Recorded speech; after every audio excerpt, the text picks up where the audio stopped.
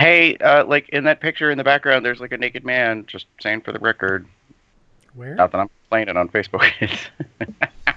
It's in the NAB.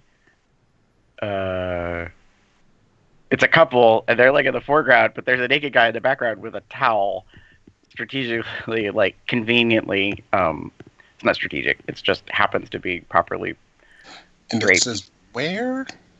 NAB weekend on Facebook Oh, I can't see it. from yesterday.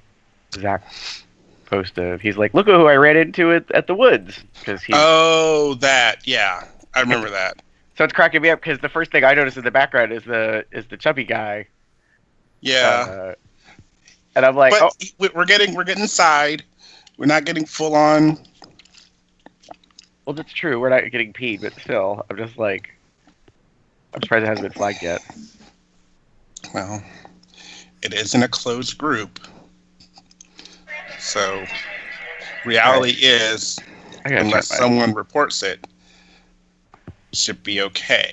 Now, that may not always be the case, but sometimes that's not. Apparently, somebody had a lot of fun at their reunion. Hmm. I'm just saying.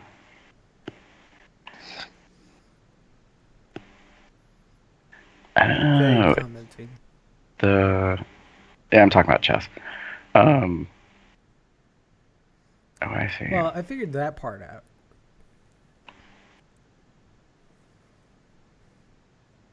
Damn it! Now I got Janet in my head. Oh, you see about you. Damn! Somebody already beat me to it. What the hell? Miss you much, I really miss you much. I really miss Okay, so what else do we need to you. do to start the show? Start the show. As far as I know. David, do you need 5 minutes to watch the Auntie video? Yeah. Okay. So I'm actually gonna have. So I'm gonna put you on hold because I can't listen to you guys and watch the video at the same time. Right, Understood. we know you can't multitask. We've already. So for our viewing audience on the live stream, we will be starting at 1300 Eastern, aka 1 p.m., 12 noon Central. Yeah. So everybody has time to go like do their potty business or make a cocktail Masturbate. or get their. Really? Who's getting that done in 5 minutes or less? I mean, let's be honest. You can do that. It can be done, but I don't know who is anymore. Sometimes I'm just sitting there. I'm just a little bit horny. Pop up the iPad, pull something up. 5 minutes later, I'm done. I need to run grab my cum rag. Actually, it's a cum towel for me, but no. Not that I need the whole thing, but No, I understand. I have designated it to do the thing. Stay in the corner of my bed. What do I want to do here? Oh, money. Oh, I know what I wanted to do. Fuck, I gotta go find that in my history. Chrome. History. I need to look for DJ.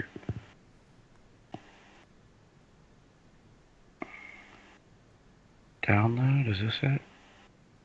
Sunday the 30th? Yes. What's the video y'all talking about? Which video, Sigma? I know we're on delay, but we've talked about probably 2 or 3 the freak video. Yeah, the American Gods thing. It could be the sex video, but I don't know if it's that or if it's just to rub one out. Do that on the run. See, Not this really is what advised, but still. This is what happens. This is what I mean by like I have an overactive imagination because Chester like posted about rubbing one out, and I'm thinking about how they're driving cross country. If I'm not mistaken, they're in 2 different vehicles. But if they're not in 2 different vehicles, I'm pretty much guaranteeing by now that they've been doing roadhead on their travel. But that's just a guess. You know, I've heard this story about Roadhead, and I really don't understand how well that would actually work. Because most cars have like the shifter thing where you put in a gear, or if you've got the manual transmission, the thing, it's always in the center column.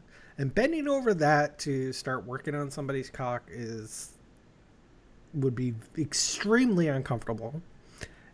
And you have to have enough space between, the driver has to be able to take care of the wheel and the pedals. And you would have to have enough space between the wheel and like the other person. I mean, if you pulled over, sure, you could do it, but I don't know. The logistics of it just doesn't make sense to me. Also, All right, computer head probably requires a specific type of like desk, which totally wouldn't work with my desk. Yeah, so Roadhead, I think, is pretty much almost always going to be done with an automatic, not with a manual. And there just has to be kind of like a spaciousness. Like the driver's seat is all the way in the like furthest position away from the steering wheel. And yeah. And it's probably, more convenient to have like cruise control going on when there's not a lot of turning and stuff like that happening. But I mean, it can be done in, short-term driving around the city or whatever. Sigma, it's called a tilt steering wheel.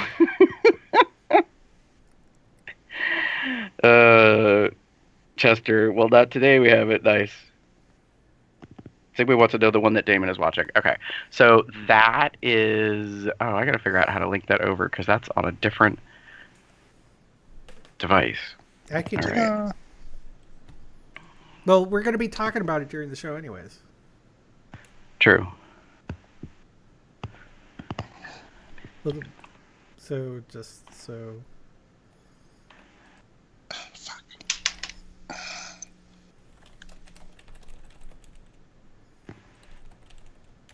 Get back up there.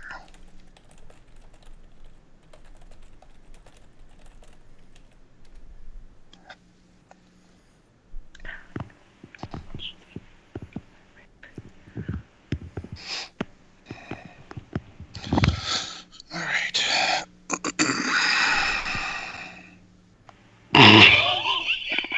Yes. True.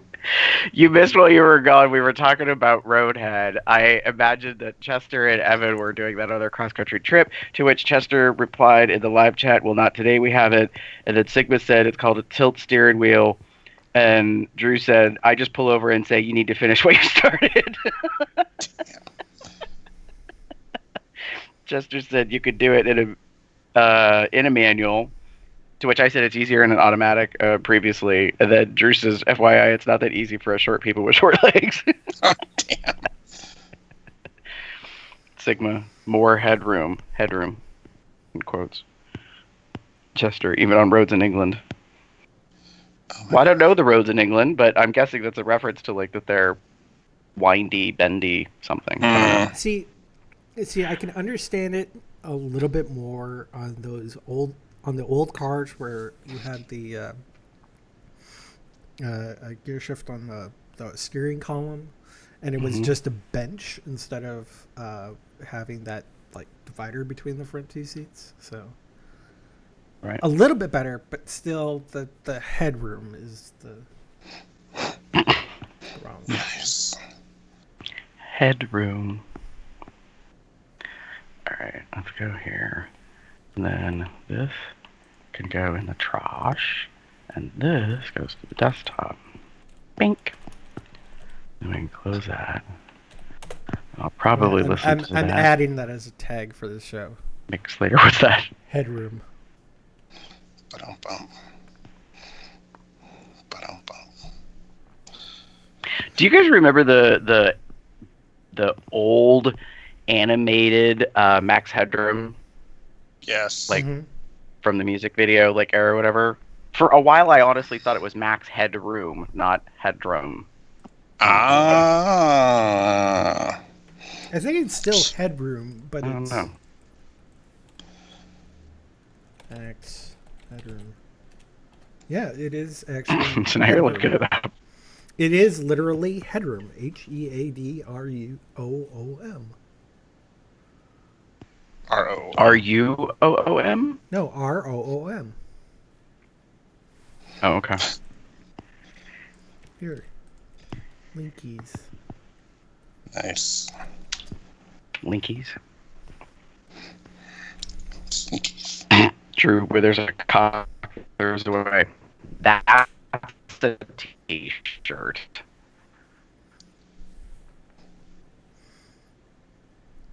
Speaking of shirts, so how about Zazzle yesterday was like, don't forget, t-shirts and tanks are on sale. So I got all excited because I was going to post like the thing, and then I double checked the date, luckily. They said it when there was like an hour left in the day because it ended yesterday on the 29th. I'm like, are you kidding me? No. Like, get real.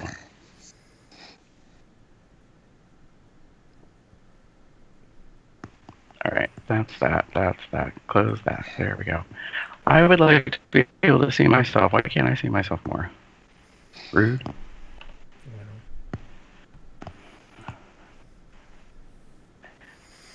I like how with the two of you, we got these two big images of the two of you, and then you have me all small and just off to the side. Mm-hmm. Aww. Gary is roboty for some reason, but I think that's like internet. You don't have to be. I don't know how to make myself bigger to fit in everything. What? I mean, you're kind of robot-y, Gary, and then I heard like what sounded like a chicken. Is that what I was hearing? I was making fun of being robotic, and then I was amused by Jeff's comment. Oh.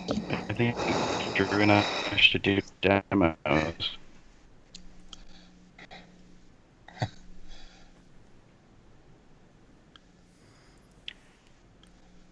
Demos with Roadhead?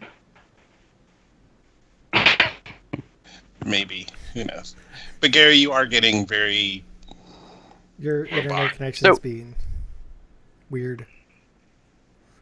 I'm pretty sure it's internet connection robotiness. Skypiness.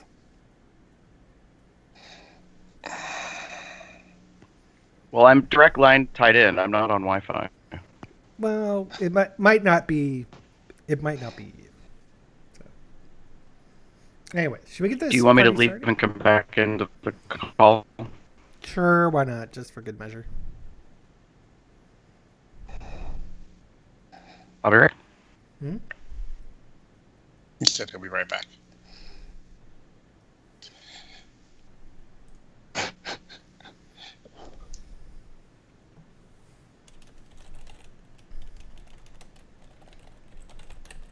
feel like this is in my eye.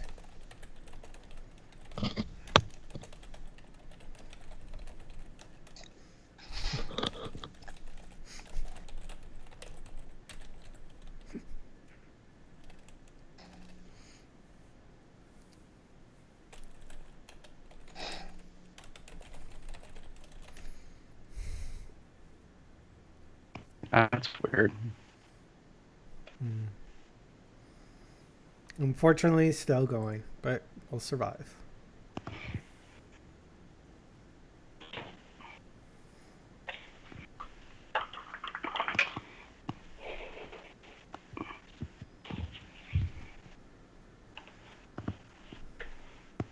Oh, what the hell?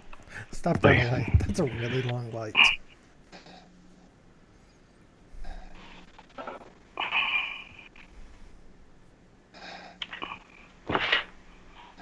No. Long light of what? What are you talking about? So I'm like, Chester, are you driving like right now? And Chester said, stopped at a light. Mm-hmm. The meme of the chat today. Sure, Roadhead. she is. Nice, Sigma. Red light. Suck faster! Yeah. All right, we should. Let's get going. Let's do this thing. I think we're ready. Anyways. Yeah. All right. Here we go.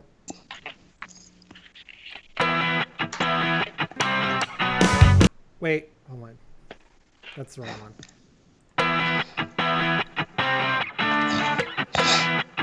Nope. I had the right one in the first place. Fuck. Hold on. Can I move back? Let's start at the beginning.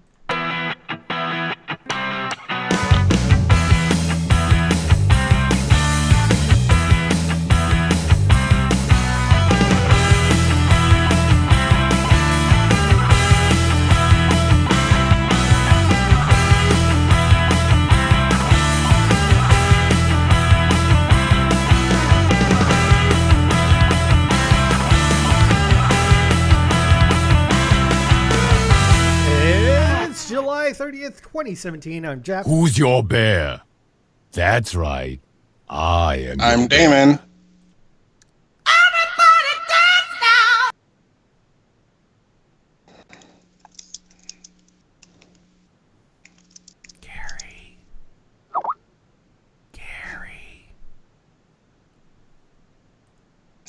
Gary?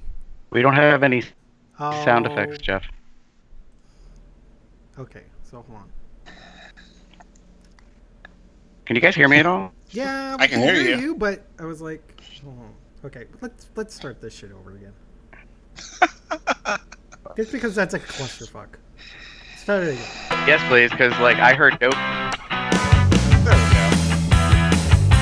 I heard no. Okay, I'm just gonna stop. Like all of a sudden.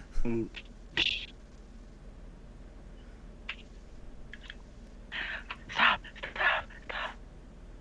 Yeah, because right now, if I'm looking at the live feed, there is still no video of Gary. It is just video's frozen face. God damn it.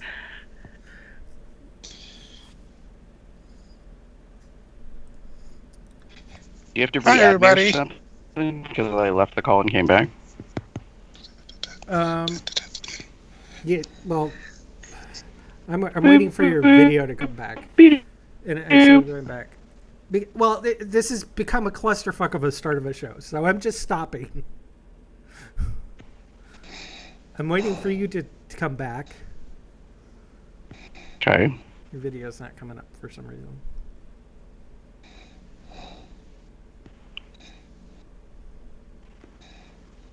I'm right here. I know you're right there. The screen is frozen. Looks like he's at a red light. Yeah. But I'm here. And Hey, so how about these boys keep bugging me on Skype? What?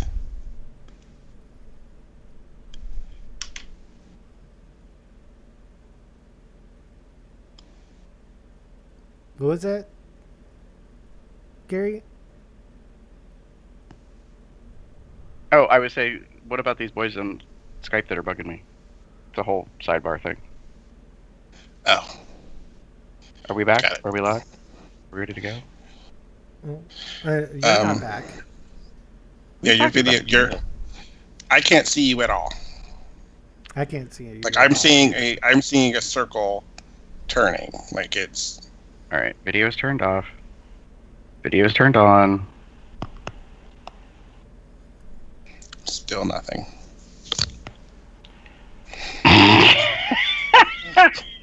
I mean, we can hear you just fine. True.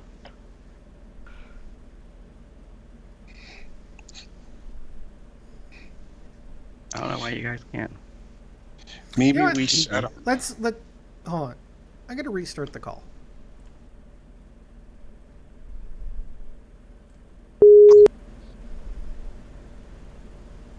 I don't think that necessarily restarted the call.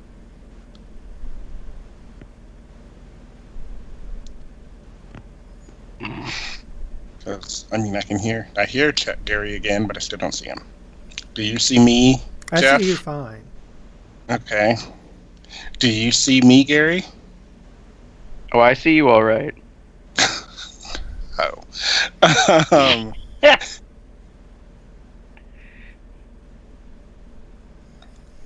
So, yeah, I just don't. Fuck's sake. Well, maybe if. I don't know, because it's really Gary. So, what if. I don't know. I'm trying to think. What can we do? I don't know Skype well enough to be like, let's do this. Yeah. Image.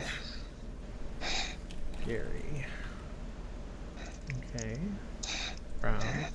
So why isn't it? Go to that. Ooh, that's ugly. It's not too bad. That's that. Advanced. Why? Assume.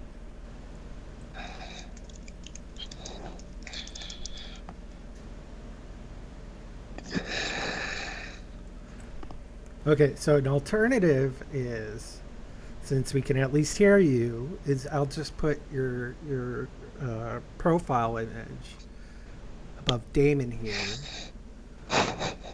And you can get rid of it if you come back or something. That way we can at least start the show. All right.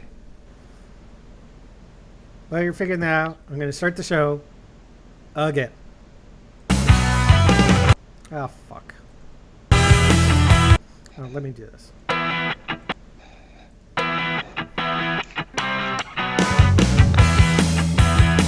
So Damon, you can't see me? I can't see you at all.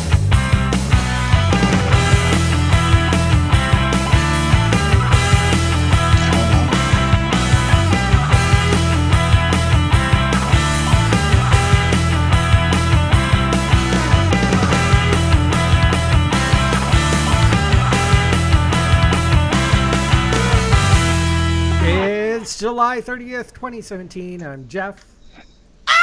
Oops. Wrong one. This one. Who's your bear? That's right. I am your bear. You go ahead, Dan. I'm Damon.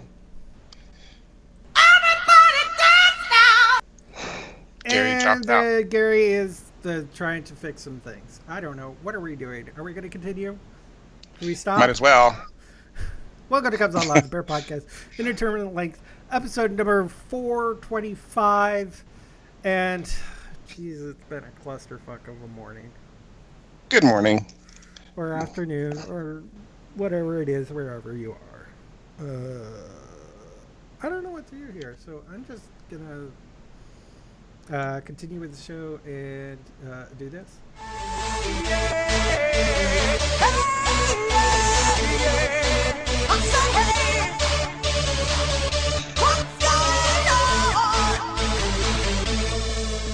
And I'm going to quickly get rid of this thing with Gary, but money makes the world go round, the world go round, the world go round. Money makes the world go round, the clinking, Clinking sound. I know I'm doing it. Give me a second. No. Fuck you. So, I started off this month just be really close to being able to pay everything. And then my annual Amazon Prime subscription charges. Oh. That's about $100. Yeah. And then my Office 365 charge. Oh. Ouch. Probably after the show, I'm gonna go. Dad, can I borrow $300? Oh. Because also, it's summer in Texas. which means heat, Oh yeah. which means air AC. conditioning, which means really Electricity. high electricity bills. Yeah. Also, I don't know what's going on, but the water went up about $10. Oh, maybe we'll have a Gary soon here. Hi, Gary. Yay.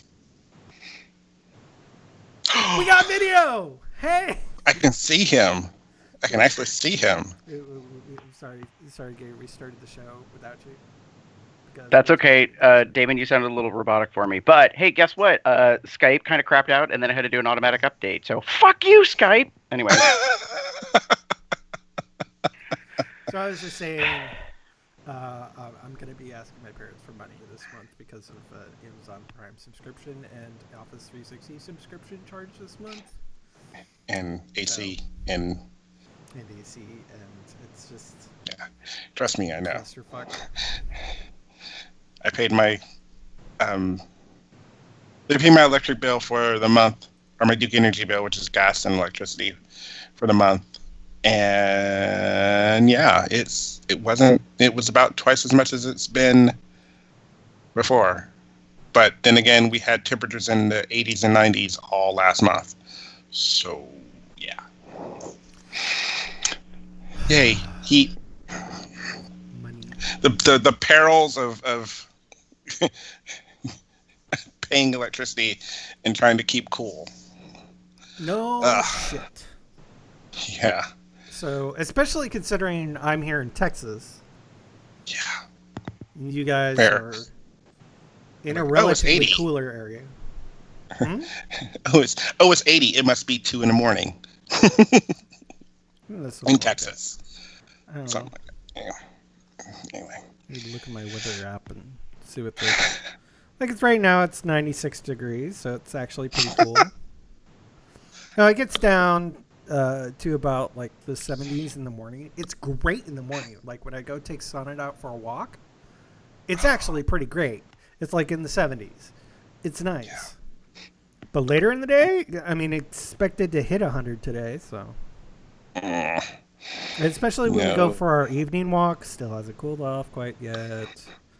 Still about 98 degrees, and I'm like, Sada, please poop quickly. Because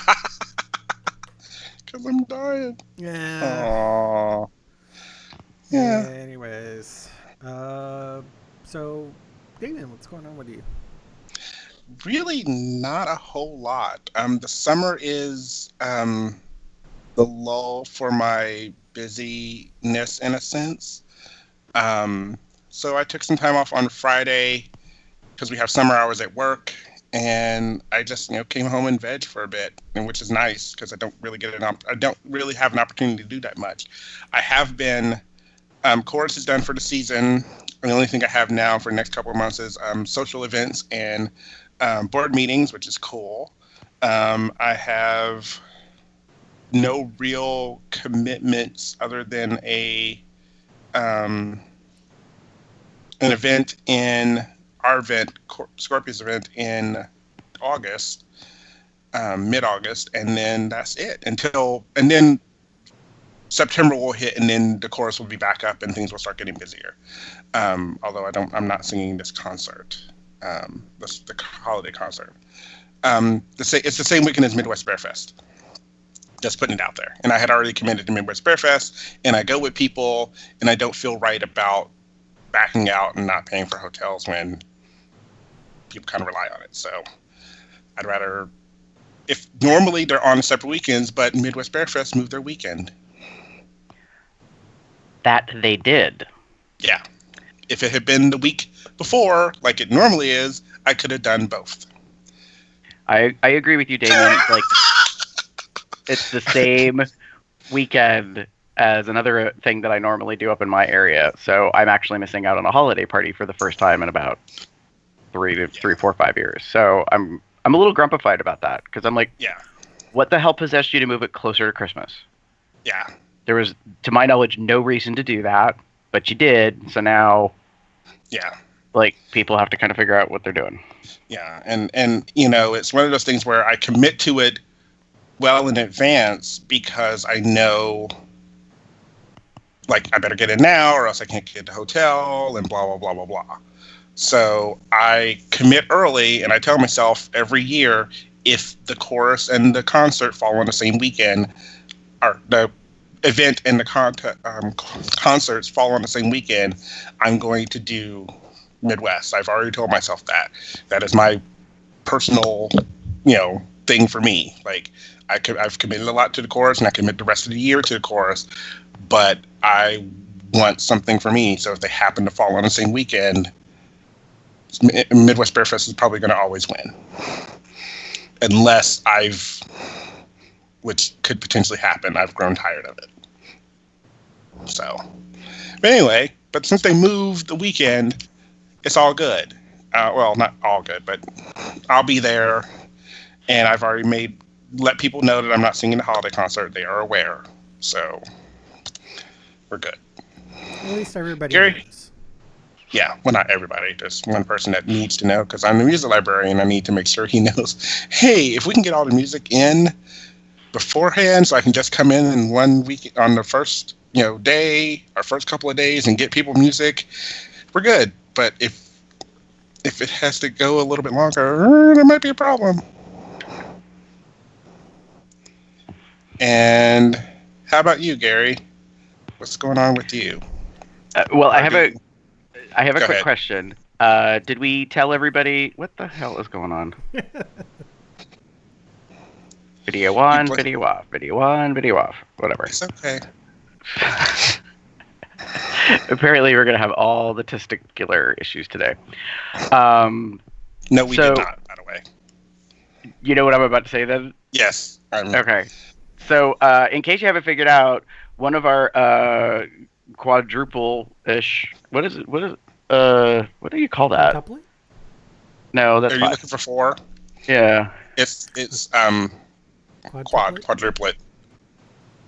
It's Well, because quadruplet. like 3 people together is a triad. So, like 4 people would be a quad.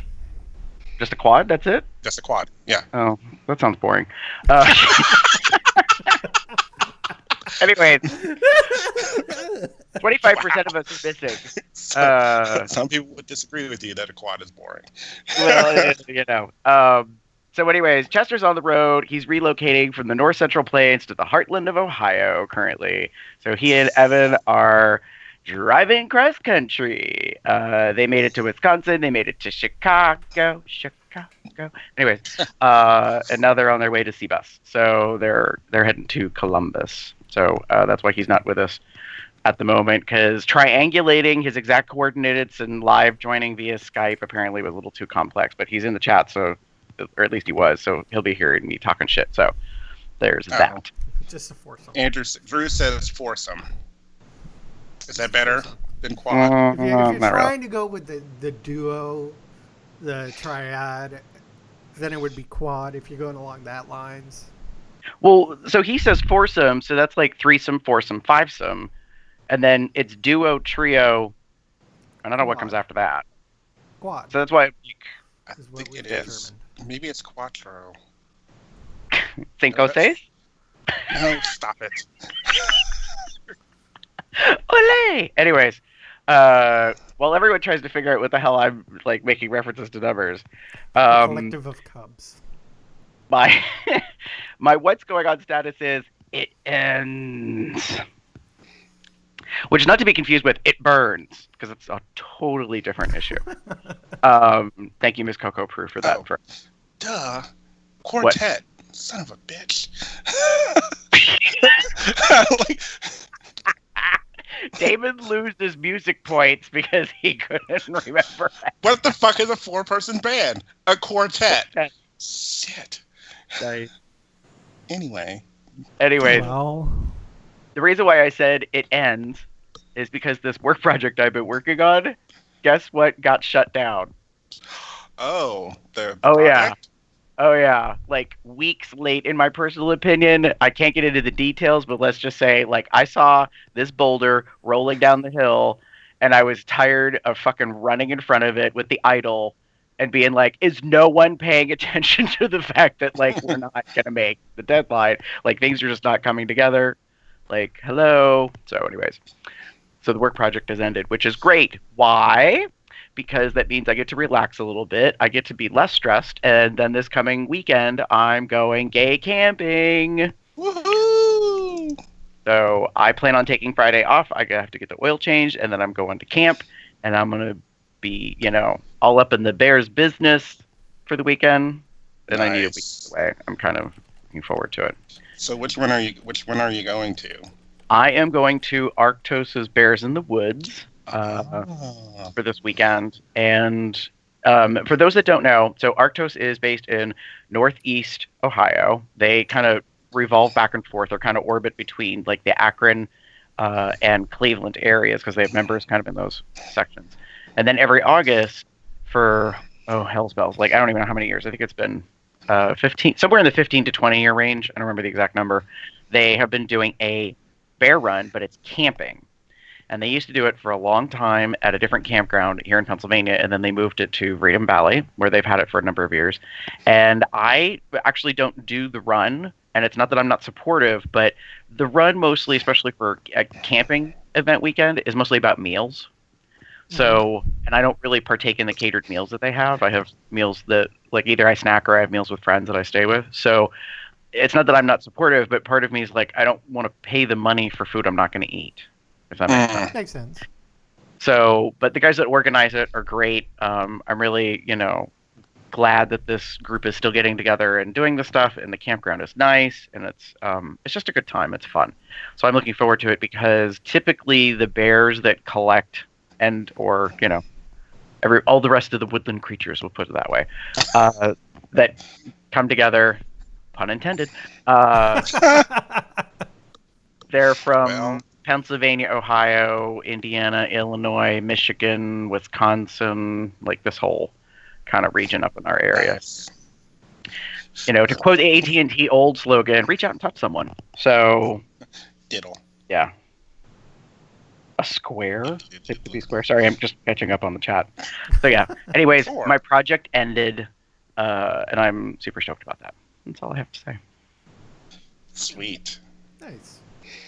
And you'll be able to maybe relax on your camping trip. I might be able to unclench. Yeah, that's possible.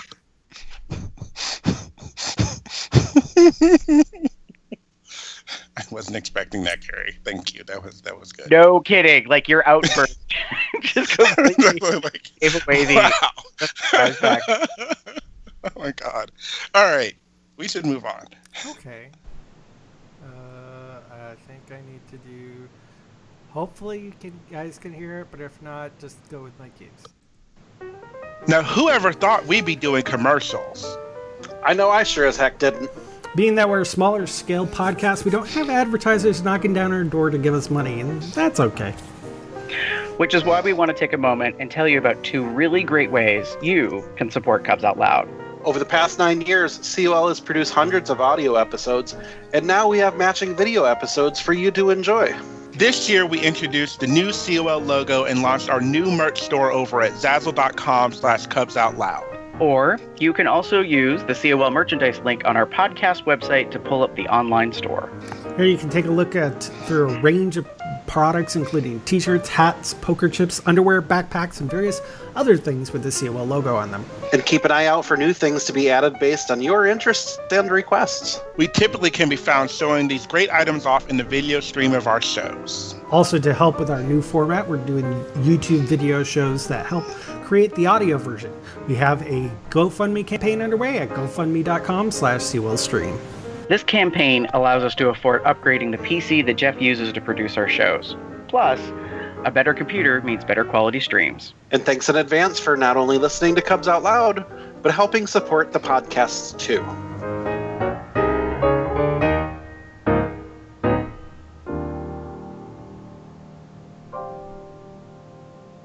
Damn it, there it is.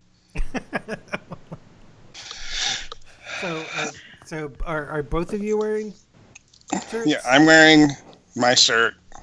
I need to get a new one, or another one. I just haven't yet.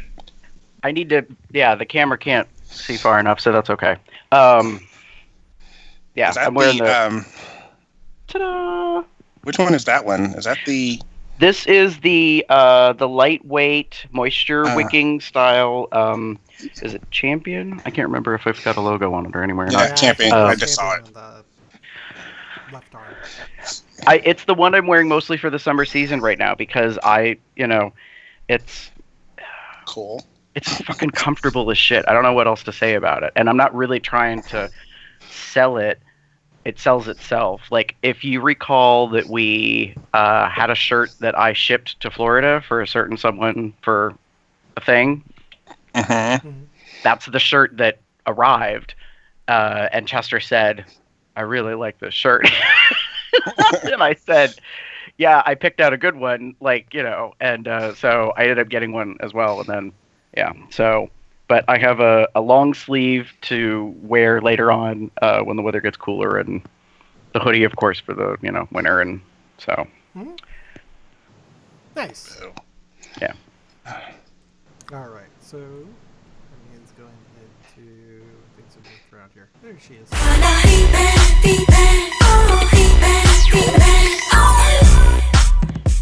We were just talking about Janet Jackson at the beginning of the show, or pre-show. Yes. So if you want to hear that, either listen to after the end of the show or watch the video, because there's like an entire hour of content before the actual show. So bonus stuff if you watch on YouTube. So Gary, what's been going on over in Facebook land? Absolutely nothing. I was like, what are you doing to me? Like, I just checked before the show. I'm just used to saying that.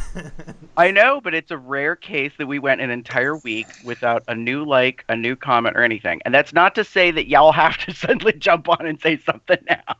It's just... And you're very welcome to. So, Damon, it's all you. Oh, sure. I got something at the end, but still. Cool. Things have been going on over in YouTube. Yes. So over on YouTube, we got 2 new subscribers to our channel. That is Mr. Mike in Phoenix, and then Ray Demon Fang, which sounds scary. Anyway, and then we had a comment to COL425 by Mr. Greg Ballard, who was on the show. And he said, so much fun being on the show. Great group of guys. And am I doing the shout out, or do we want someone else to do the shout out? Do you have any idea? Do you not know what it's about? I have the idea, but Gary should do it. Go for it. That's okay. So Greg Ballard from Men of the Den joined us last week on COL424. And then we got a huge surprise. We got a shout out on Thursday's Men of the Den, which Thursday is Greg's day. And he did, sometimes he does lists, and so he did top 5 LGBTQ YouTube channels you should know. And lo and behold, he made Cubs Out Loud the number 1 out of his top 5. You know, when he first linked this to us, I thought, oh, great, we're in the list. I didn't think it was going to put us at number 1. I agree. I didn't expect that either. I was like, oh, cool. Like we're the list of the top 5. And honestly, I thought we were going to be like in 5th place because in my mind, no. In my mind, I was like, I could think of other like YouTube like LGBTQ channels or shows or whatever. So I was like, well, it was nice of him just to give us kind of like a polite nod, or even not top 5. He like an honorable mention. Like something along those lines. And then I'm watching it and I'm like, that mofo. And sure enough, like you get to number 1, and then he so yeah. It's very cool. And when he said we were very professional, I just broke up and laughed and thought it was absolutely We're professional. Don't get me wrong. Ish. I'm completely and utterly flattered, Greg. I'm sure you're listening to the show or coming back to watch it later.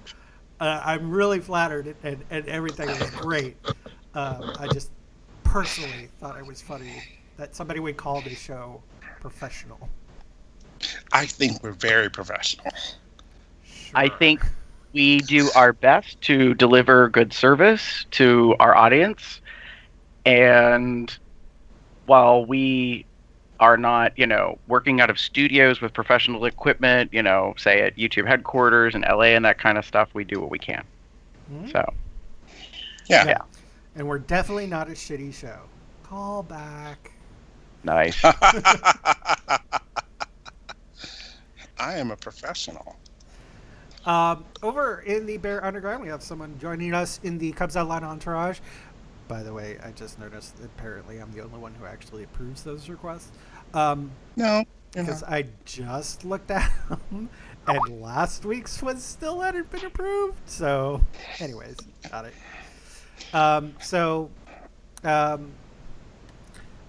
And so I just approved both of those. One of them is KY Bubba Bear, is the new one we talked about last week's. The other one that I approved last week. And we know who that is. Do we? It's not a random stranger. David, that would be HUD. Oh, got it. He's Yeah. adorable. Yes, he is. He's adorable and sexy, motherfucker. Yeah. So, Yeah. record. And he is the current 2016 Gem City Bear title holder. And as a matter of fact, this coming weekend, he will be stepping down. They're having the 2017 title contest in Dayton, Ohio, I believe. And I think it's going to be at Argo. So I wanted to go, but I'm going to be at camp. And camp and Dayton aren't really anywhere near each other, which super sucks. So... Yeah. You know what I really miss is a section that constantly has been like crossed out every week that would go in this next part here. Hey, so all right, Jeff, I looked for something, but I couldn't find something that like to post in there for today, and I thought we had a bunch to talk about anyway. So duly noted, we'll have something in there soon. Okay. Just checking. I also need to find the sound clip again because I couldn't find it when I was randomly looking for it one day. Anyways, I'm sure it's somewhere. Anyways, moving on into the topic. Gary, what's been going on this week? Okay, so today's show is called Dear Gay Men, which is actually about the second thing that I wanted to talk about. You know how we used to do the HNU, the Hostful News Update kind of series? And I thought about that, but that was more kind of meant to be about like different various articles and things. And I was thinking about how like Greg talks about, you know, sometimes they discuss like current topics and trends. And the reason, the title for today's show, the second thing we're going to talk about, is something that happened in the past week that I was like, yeah, I really think this is a thing to have a brief discussion about, however brief that is. But then this other thing happened, and I think I wanted to talk about it just because, for those of you that aren't aware, it was a very interesting week in our nation's capital. And I was going to... interesting, like 7 months. Well, it's almost like it's a dramatic play, and it just keeps building. And now, like every day within a week becomes another whatever. And so there's all these diversionary tactic things. I mean, we had, you know, the Boy Scouts speech, and then we had the Twitter ban. I mean, there's a bunch of things I was going to put into this episode, and I was like, no, I don't really want to talk about those things, only because I don't want us to get like super political and stuff. I mean, we can, but this one was a little bit more lighthearted because I am a huge fan of a certain person that's in politics right now. So this link, I titled Auntie Maxine Waters Having None of It.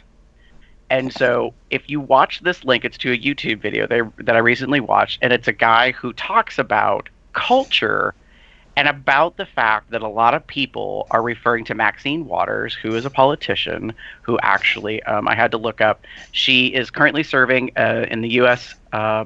Congress as California's 34th Congressional District Representative. She has been involved in politics since 1976. Wow. And she is currently, I believe, 78 years old. And basically, Miss Maxine Waters ain't got time for none of this, like, shenanigans that people are doing. And she's an older black woman who I'm completely in love with because she typically gets quoted on certain stuff. And this video that I linked, the guy is talking about why people are referring to her as auntie and they're being supportive of her. But also, what I didn't kind of realize is that some people, she's a little divisive, I guess, that some people feel like, that she's being an angry black woman and this and that. And he makes a really good case about how when a woman speaks her mind in Congress, some people are kind of like enamored, and supported. And then other women aren't quite as much, and yet their behavior is not really that different. Yeah. So he's basically kind of calling out some racism shit, which I find interesting because I really can't disagree with what he has to say. Yeah. And Maxine has one of the best quotes in this past week, which is so funny because I have been posting it on Facebook and I just keep saying that the LGBTQ community now has a new anthem. And what happens is when you're in Congress and you're asked to be there and get asked questions, for discussion about a topic, there was a gentleman that was there that was not answering what Maxine had asked him. Apparently, she and other individuals had sent a letter to this individual on May 23rd, and she wanted to know why. First, had he received the letter, and he said yes. And then she asked him why he didn't respond to it. And he goes into this thing about how he's, grateful to be there and blah, blah, blah. Like, he's just basically, like, giving accolades, and recognizing the time, to be in front of them. And Maxine's like, that's great. This is me paraphrasing. I don't need you to tell me how great I am. I know that. So could you just answer the question? Basically. And he won't answer it. And he's basically eating up time because you only have so many minutes as a congressional representative to ask your question and get your answer. And so by him not answering the question and doing the, all this, kind of, accolade, blah, blah, blah stuff in the beginning, Maxine is like onto his gig. And she's like, your routine, seen it before. No, like not tipping you, none of that. And so she has this statement, which I think is normal. So it's not unique per se to her, but she just talks over him and she keeps stating over and over again, reclaiming my time, which is, basically her way of saying, like, you're not going to take away, you're not going to eat up the deduction of my allotment to talk to you because you're refusing to answer the question. And I think it's fucking amazing. I said, I think it's a new anthem for the gay community. So every time, like, we're dealing with someone shenanigans from the administration, we're just going to make that our statement. Reclaiming my time. Claiming my time. Come on, bitches. I'm not taking none of your bullshit. Basically. Give me my time back. So I like this video and I like what he's going at. And it is true that we tend to, when you think of, I'll go through it with the African-American community or people of color community. Sometimes we call people auntie even though we're not actually related. It's just more of a respect thing, or someone who has been involved in your family or has been looking out for your family. They may not actually be a blood relative, but they are actually they are considered as such in some regard, either because they're actually doing stuff for your family specifically, or in this sense, someone who is a person of color who is out there constantly, fighting for, rights for everyone and particularly people of color. So, kudos to Maxine. I've not been as involved in following her of lately, but I have seen things recently and I've been like, yes, go ahead, girl. And could you think that this might have like all kind of like came partially from Auntie Maine?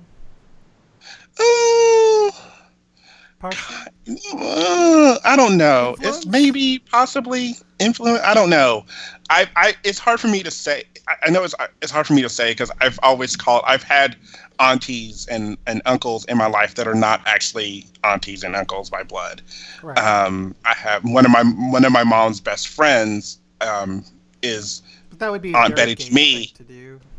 Yeah, she's Aunt Betty to me, but she's not really my blood aunt because I actually have a blood Aunt Betty, so it gets kind of weird. But because especially when my mom is talking to me, because she's like, Aunt Betty, not your actual Aunt Betty, the one who lives, and I'm like, no, Mom, I know which one you're talking about because the one that lives the actual Aunt Betty doesn't live in the same city as you. So if you're Right. doing something together, it's usually her. Anyway, but the thing that I liked most about this video was the fact that he was pointing out that the two, like he relates them to Elizabeth Warren in that they're outspoken female people, and he mentions Maxine and Kamala Harris as well.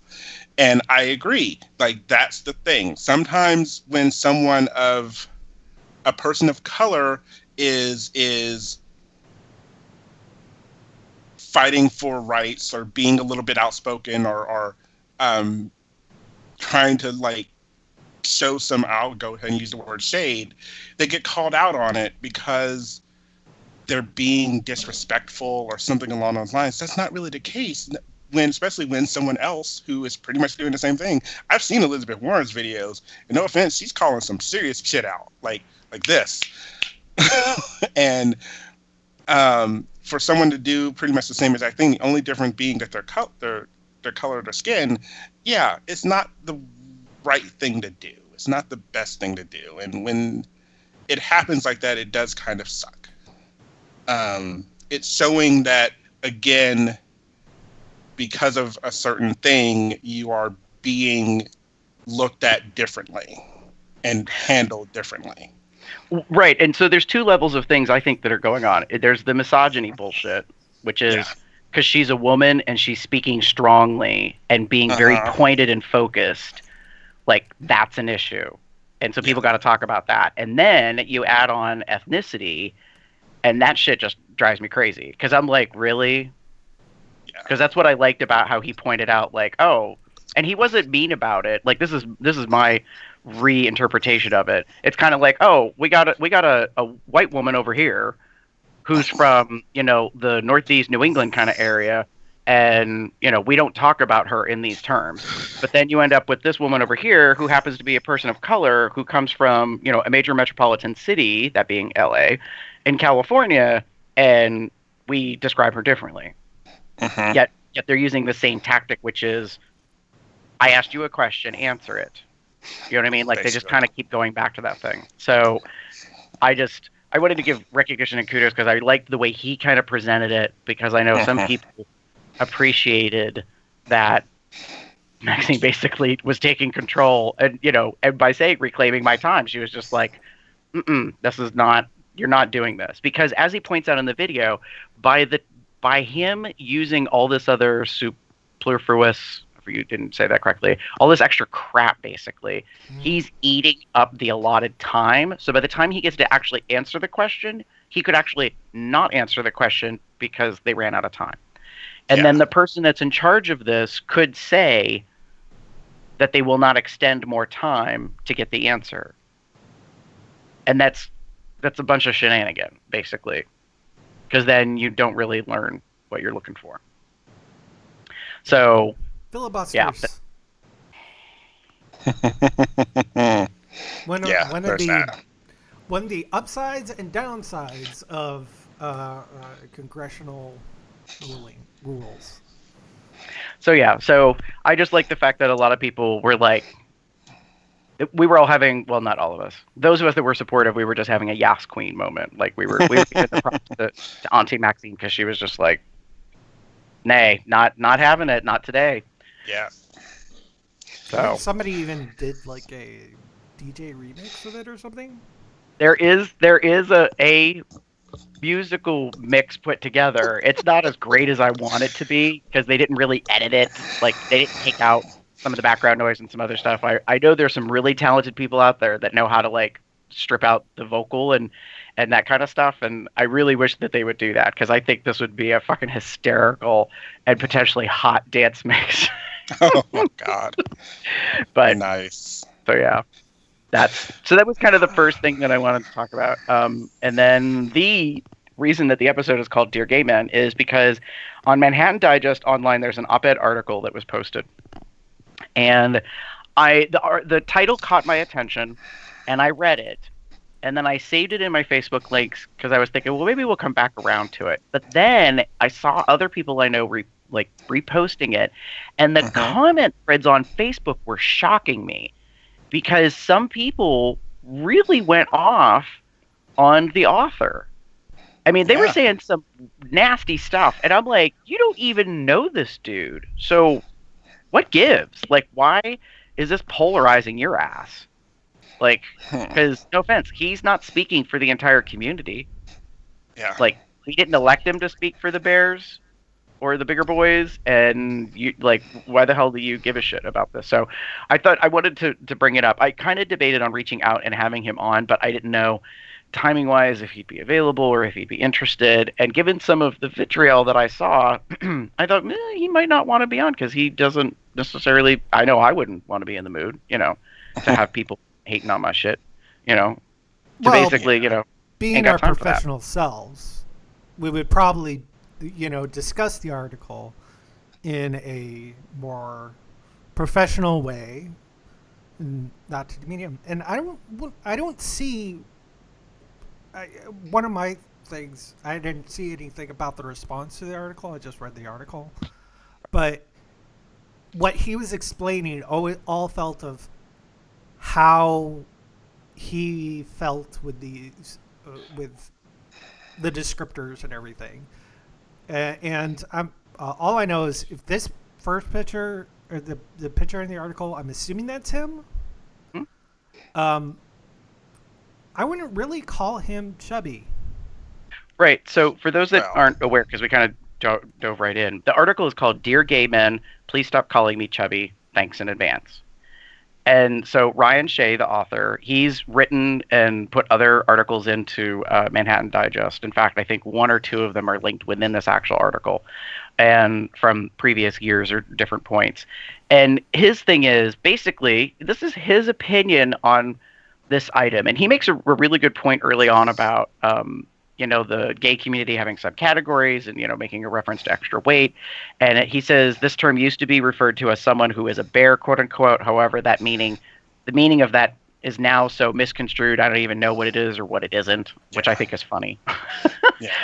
And he says in parentheses, it's basically a state of mind at this point, which is fine.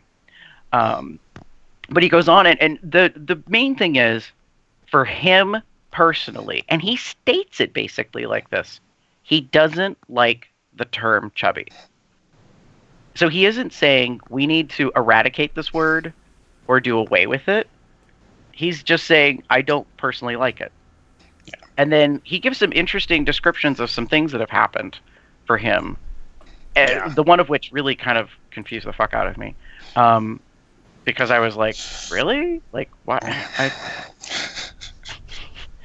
The guy that grabs him? Yeah. That and it's painful. I'm like, what the fuck, dude? Have you, so, okay. So, I get what he's saying, and that's part of, I get that, because, if that's his picture, one of the good things for him is that he has said that he is owning that he's a bigger guy. He's okay with that. He's made his, I don't want to say peace with it, but he's sort of, I know I'm a bigger guy, and I've owned that I like myself and I love my body and whatever. Body positivity is all cool. But on the flip of that, he has found that he has gotten fetishized, essentially. And I get that. And the body grabbing thing is something new, but it's not something that I've not heard of before. So just to explain what we're talking about here, apparently some dumbass chaser thought that it was really sexy and really fun to squeeze his belly as hard as he could, that it would actually hurt who he's squeezing. Yeah. And I don't know about you, but sure, I'll squeeze bellies, but it's more of like, the gentle squeeze sort of thing. I'm like, unless it's something that the person is really into, like, they tell you squeeze it harder or something, sure. But if they don't tell you that, just kind of more the gentle, playful squeeze, sure. But even that is not the whole belly play. Yeah, he called it belly S&M, which is kind of funny. Oh, I like that. But I think it for me, it has a lot to do with, we've talked about before about consent and what have you, but it also has a lot to do about, respect and what have you. Like if I get that you love my curves and my big belly and what have you, and that's totally fine if that's what you like, but maybe I'm not 100% comfortable with everything that you're doing. It, to me, honestly, well, we've talked about it before, where he even mentions it, like sometimes, like the automatic race play thing that kind of comes into effect sometimes. If you don't have a conversation about that and you suddenly do that, no. Like, that is a big hard stop. You're out the door. Like, I'm not into that. I have never been into that. And unless we have a conversation about it where I express interest or, maybe taking that, then then it can't happen. Now, I don't know, the article doesn't say how often they've met or what have you, but it does say, they used to hook up, and it became more and more brief because every time he would take I'm reading it, because anytime we would hook up, he would spend the duration of it grabbing my stomach fat to where it actually hurt. And I'm like going, that's not cool. Like, again, if, like Jeff was saying, if I get like the playful, like if you're a chaser and that's your thing and you like bellies and whatever, then I get that. Like, I personally I've always liked bigger guys, so I tend to touch bellies. It's just like I'm a belly rubber. It's one of the things that is in my head. I try not to do it as much because I know sometimes there's violations of personal space and what have you. But if we're intimate in a situation, I like your belly, so I'm just gonna rub it a little bit. Like, that's just, for me, when it comes to belly rubs, I think it usually either I'll first, ooh, can I rub your belly? Something like that. Or it's something where it ends up being part of, like the foreplay. Like, the first thing I'm doing is, hugging, we're caressing each other, and then eventually I get to a belly rub. But that's all part of the whole mutual aspect of it. But, the random belly rubs during, when you're at a bar or something, a quick little ask, and there's many different ways to ask. If they say no, you just don't. Yeah. Right. I mean, I'm glad you said it the way you did, Damon. It definitely comes back to our recurring theme or issue about respect and consent. And that's the issue, because he says, in the article, he said, that he would, kind of ask him, about why he does it or whatever. And this person, the chaser, said, but you're so sexy and I love doing this to you. And I love what he says next. He's like, bye. Seriously, bye. Like, he said, I didn't talk to him after that because he wasn't seeing it from my point of view, and that this doesn't work for me.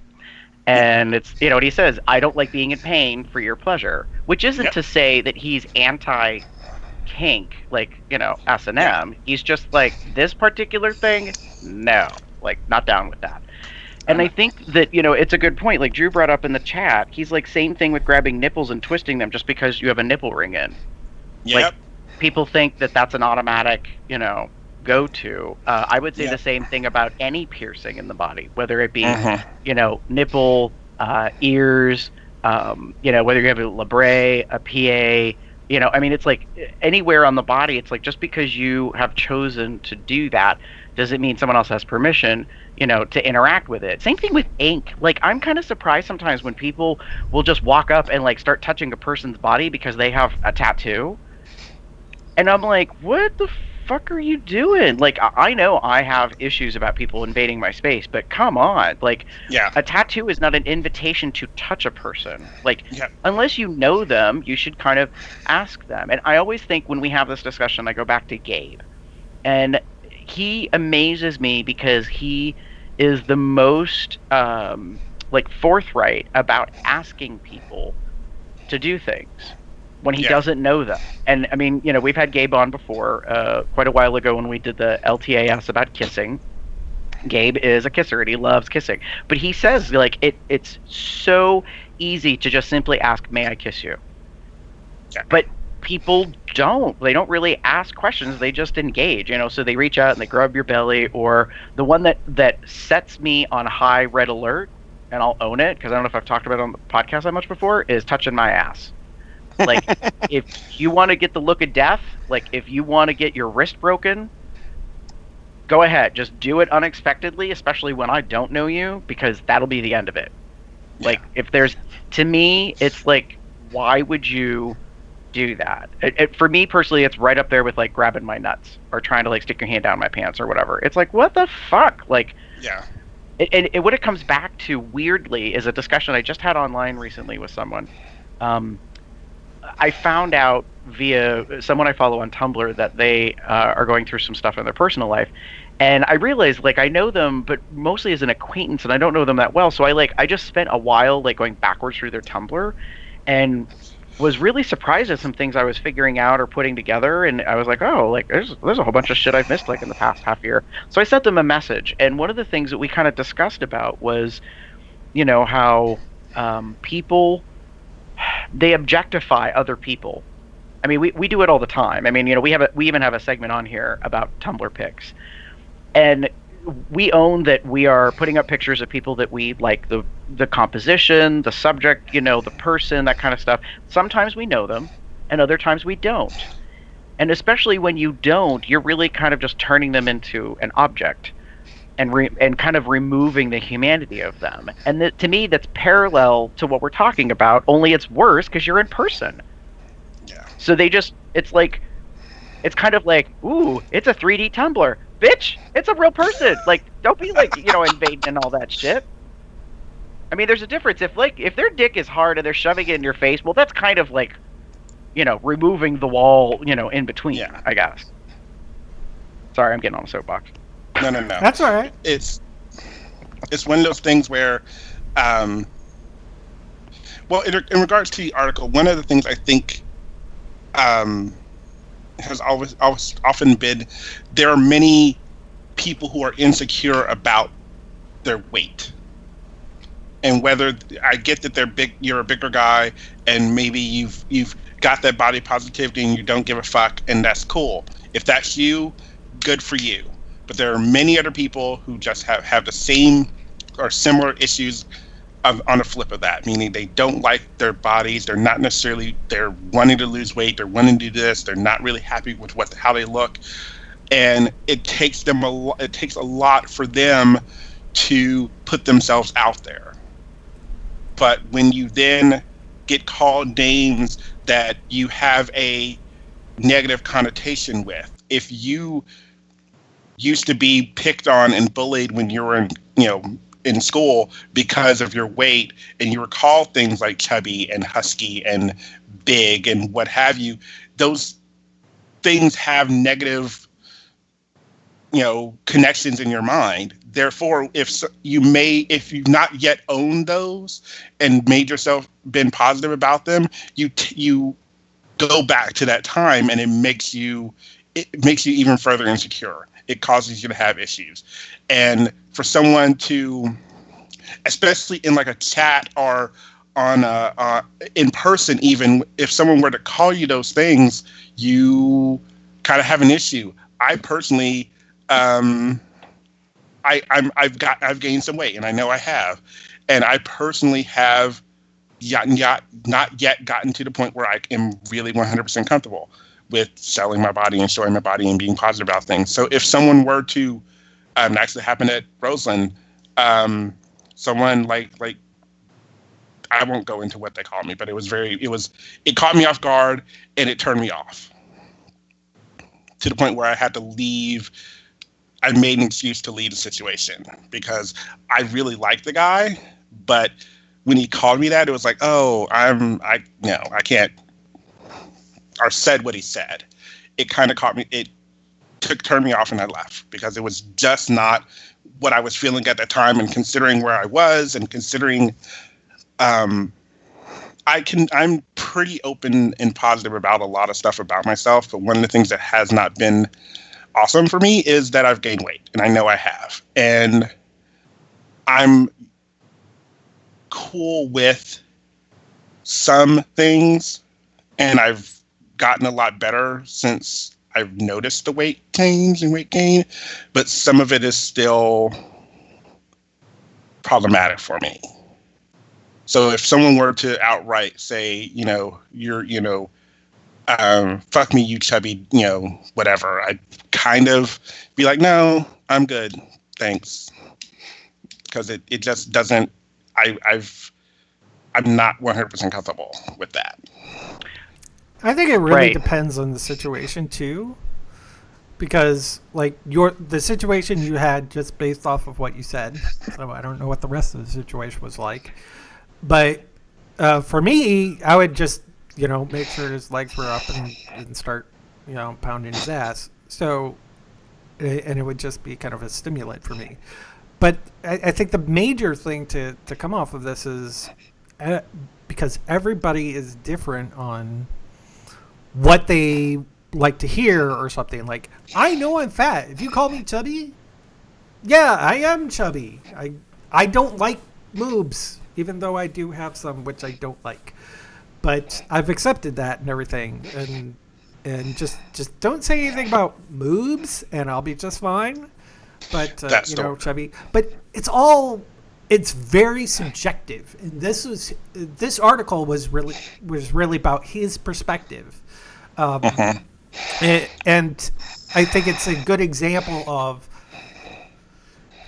using certain words might, even if they're totally innocent, meaningful, it can sometimes hurt people. And it's just like, sometimes you're going to make a mistake, apologize, and either use different terms or just say, I find you sexy, just trying to keep it generic. Yeah. And what this kind of comes back to, and we've discussed it before, but I think it needs to be said, especially for our newer listeners and viewers, there's a 50-50 like responsibility aspect to this. So when it comes to respect and consent, both parties need to pay attention and know what's going on, but you also are not a mind reader.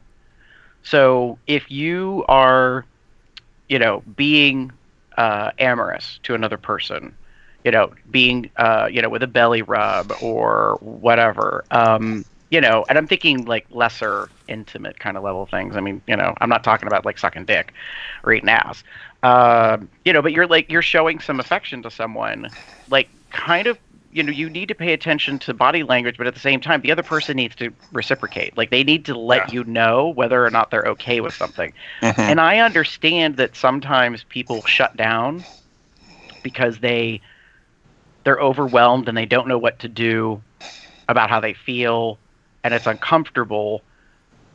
And that's a really delicate situation, and it's difficult because if the person who is, I guess, I don't know how I want to say it, like doing whatever in that moment isn't paying attention or able to see that the other person is uncomfortable, that's what makes the situation a little difficult or a little challenging if the other person can't really react or whatever. And that's when like it gets fuzzy because a line is being like crossed, even though they can't necessarily easily know that. So I think what I'm advocating for is that people speak up. You find a way to make a statement, to do something. I mean, we've kind of talked before about, like, Damon, I think you and I have talked, like, when someone, does something to us physically or whatever, and we're not into it, we'll just grab their hand. Like, not rudely, but just kind of be like, no. Like, not down for that, not interested or whatever. Mm-hmm. Or you might even say something like, please don't do that. Or, and I get that some people don't want to hurt other people's feelings by saying that, but the reality is, like, you've got to be your own advocate. You have to say something when you're having an experience that you don't like or don't want. Sure. Because, I mean, we're really talking about things outside of, like, a play session. Because before you get into that, typically you discuss, what your protocols are going to be. And, and that's a very different scene than, like, two people being in a bar standing next to each other, or I don't know, like you go out on a date and you're in a movie theater and the person that you're with next to you, puts their hand on your knee or whatever, and maybe it starts like creeping up, your thigh. like if you're not comfortable with that, you've got to somehow like say something or do something, you know. Yeah. Yeah, like put the drink in the way or the popcorn or I don't know. You know what I mean? Like, But like it's you're not going to know, and we've all around it because it's consent and what have you, but you're not going to know what someone is into unless you ask them. And by the same token, I'm not able to let you know what I'm into if I don't tell you. You know, some of the things have been rather interesting, and like we said, every person is different. Some people like, if you're comfortable with being called certain words or certain terms or whatever, that's fine for you. But if I'm with you and I then take those terms and put them on another person, they may not like those terms. And if they don't let me know, and I continue to do it, like the guy he was talking about that kept grabbing his belly consistently to the point where it hurt. If he didn't let him know, it's going to keep happening because mentally you're going to think it's okay. Like the other person is going to think it's okay for me to do this to you because you're not. And I know that sounds like wrong, but reality is, if I don't know it's not okay, I won't know. If you don't tell me it's not okay, I won't know. There are obvious things in the world that are pretty like well known that you shouldn't call someone that, you shouldn't say that, you shouldn't do that, you know, without their consent. right. And so, like in the chat, this is awesome. Like what people are discussing right now, they're talking like amongst each other about the things that they don't like being called or labeled. And then there's a good point though about like what you choose as your own label, and not to like presume that that label is universal for all people. You know, what people decide to own as their thing.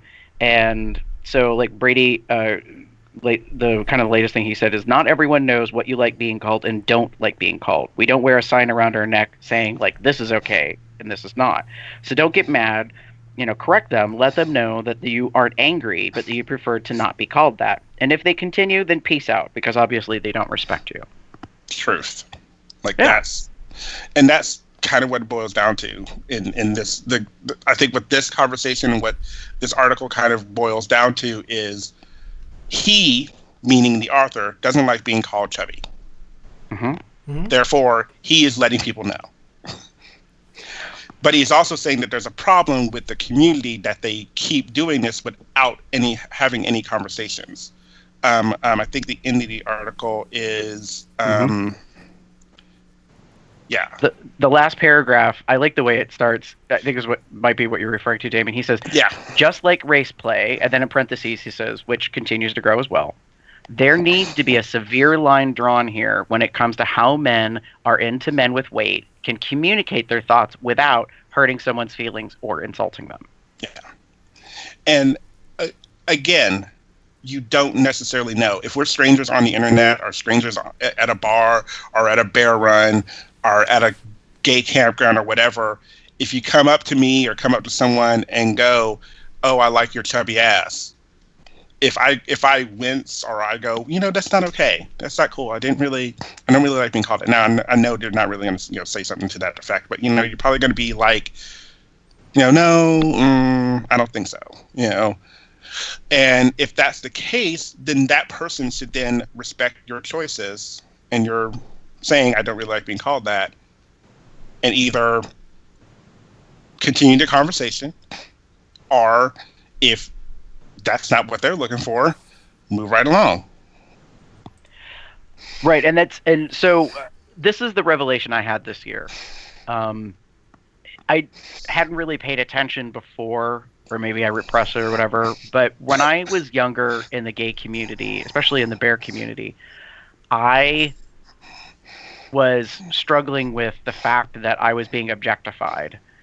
That people found me attractive was one issue, but then the second issue is that people were focusing on specific things about me, and the biggest one, no pun intended, the one that they focused on was about my ass. And like, so guys would actually walk up to me and say things like, I cannot wait to get into that. Fish, what? No. Like, I can say that now, but I couldn't say that then. Like, I would just kind of really shut down. Like, I was embarrassed. I was like, why are you talking to me like this? Like, I would, and what bothers me looking back now is that we're both equally responsible for how that got handled. Like, Yeah. because I didn't respond and tell them, you best back the fuck up. Like, you are disrespecting me and treating me like I am not a human being. So, first of all, that's where you went wrong. You know, and at the same time, like, they're not picking up on the fact that I'm uncomfortable. Yeah. Do you know what I mean? Like, it's kind of like, no, you don't get to, like, suddenly chase me because I walk away from you. Like, walk away should have been the first clue, like, now. Yeah. The non-acknowledgement, because it's funny because I was at a bar a couple of weeks ago, and a guy was really, like, checking out my ass, and I could hear him, like, audibly, like, damn. And I'm like, I personally don't care. You can look at it all you want. Doesn't mean you're going to get in there because, well, one top. So there's that. You can't look, but you can touch. Exactly. So I mean, I don't think I like you much. Anyway, because as long as he, I mean, his comments were fine, quote unquote, because he was keeping it to comments. If he had touched me, or groped it, or smacked it, or anything like that, we might have had a different conversation. Because, that would have not been okay. Right. I think what gets confusing for people is that there's a time and a place for certain behavior, and far too often people suspend the reality versus the fantasy, and they put the fantasy in the reality, and it's like, no, this is not the right time nor the right place. Like, if I'm standing in a bar and I have a drink in my hand, and I mean in the bar, like the general public area, next to a jukebox, the billiard table, like whatever, then walking up and talking to me about how, like, you want to put your dick in my fat ass, you probably should really kind of think about that. Now, if we're in a play space, like in the back room of the bar, and it's dark, and you come up, and you say that in my ear, well, now I can see where you think that that's more appropriate, because I am, no offense, in a space where, there's some shit going on. So, but I don't know what it is that people just, like, kind of, like, cross them over, and they, like, think it's okay. And I think it happens not only in person, but, like, in apps. Like, some people were making reference in the chat about, people say shit to them, like, in the conversation within an app, and you're kind of like, you don't even know me. Like, why do you think that's appropriate to say such a thing or whatever? Am I, in my profile, if you read it, am I using those words to describe me? Like, that would therefore give you some type of mental permission to say those things? awkward. It can be difficult. And it's always a matter of,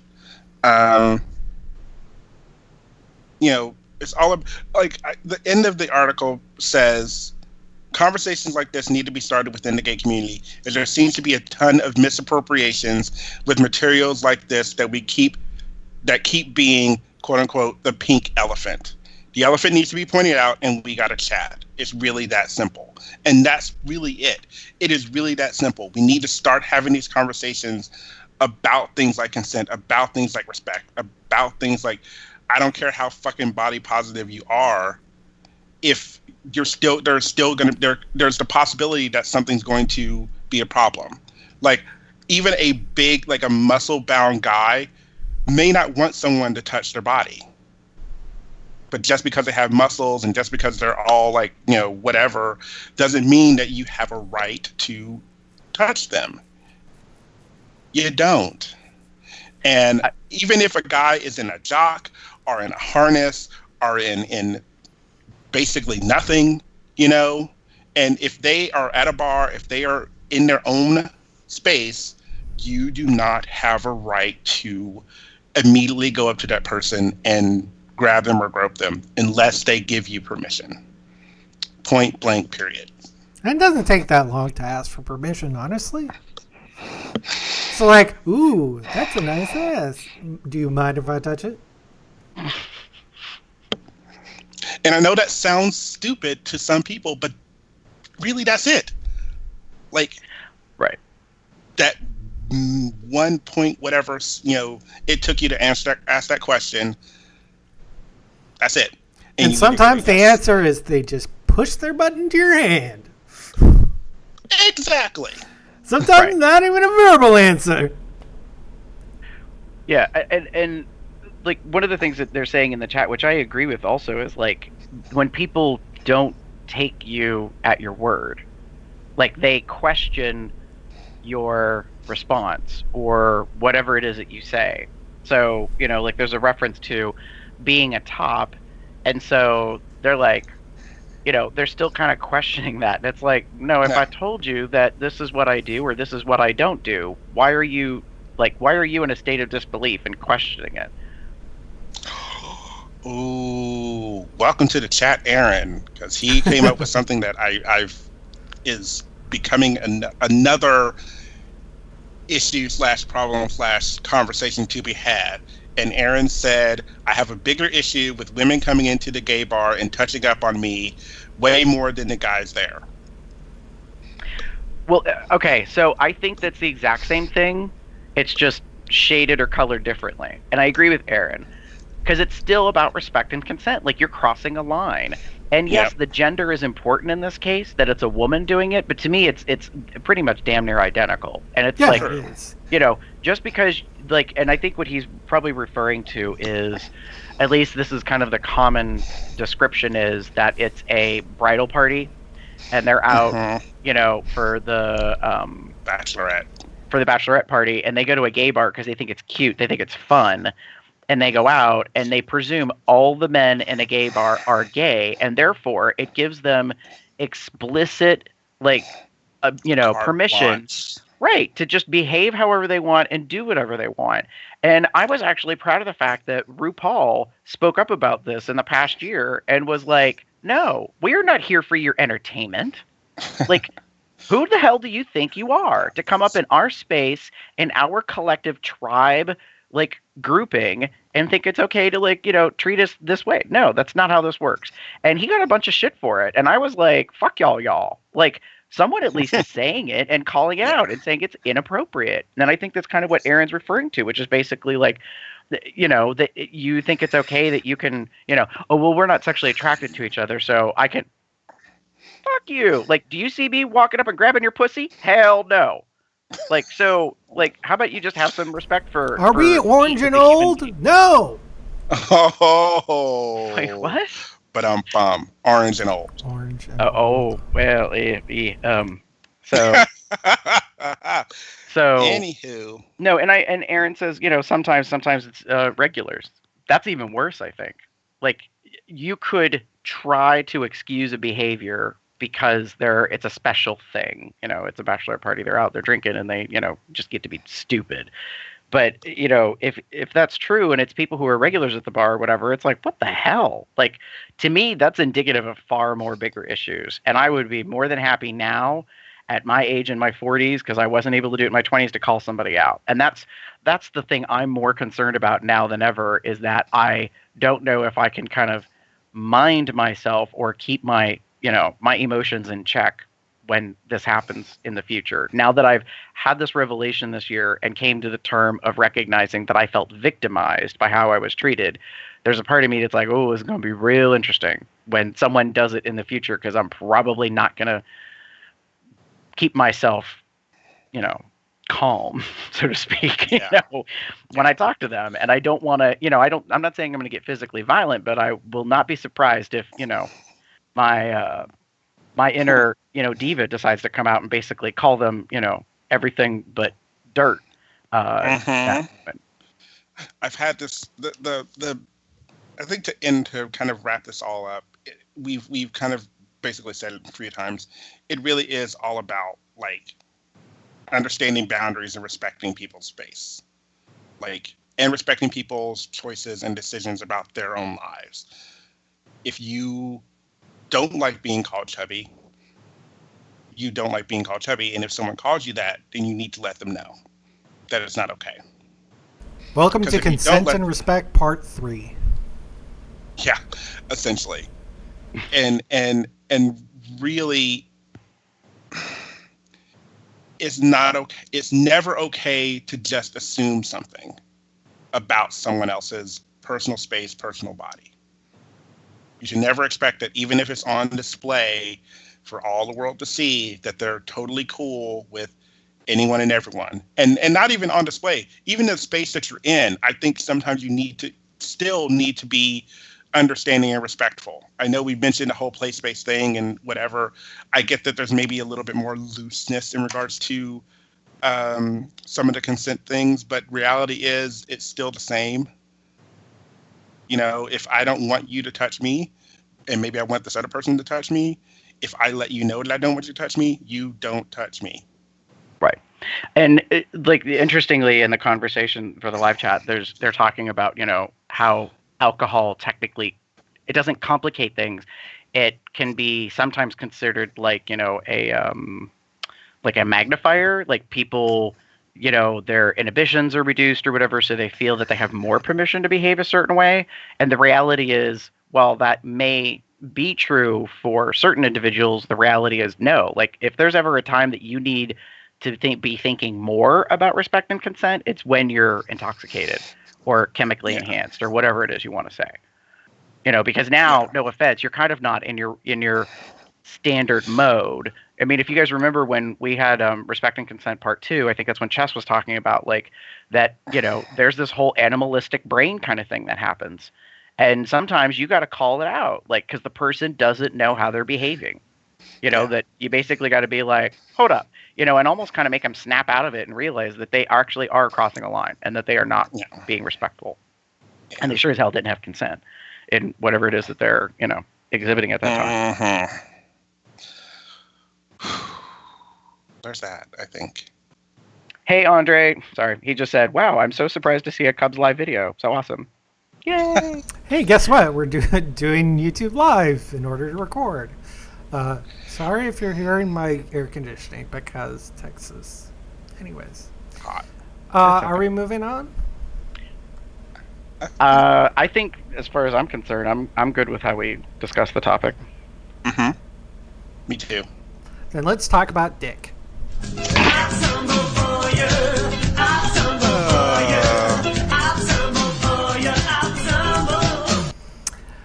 Nothing like some roof flashing.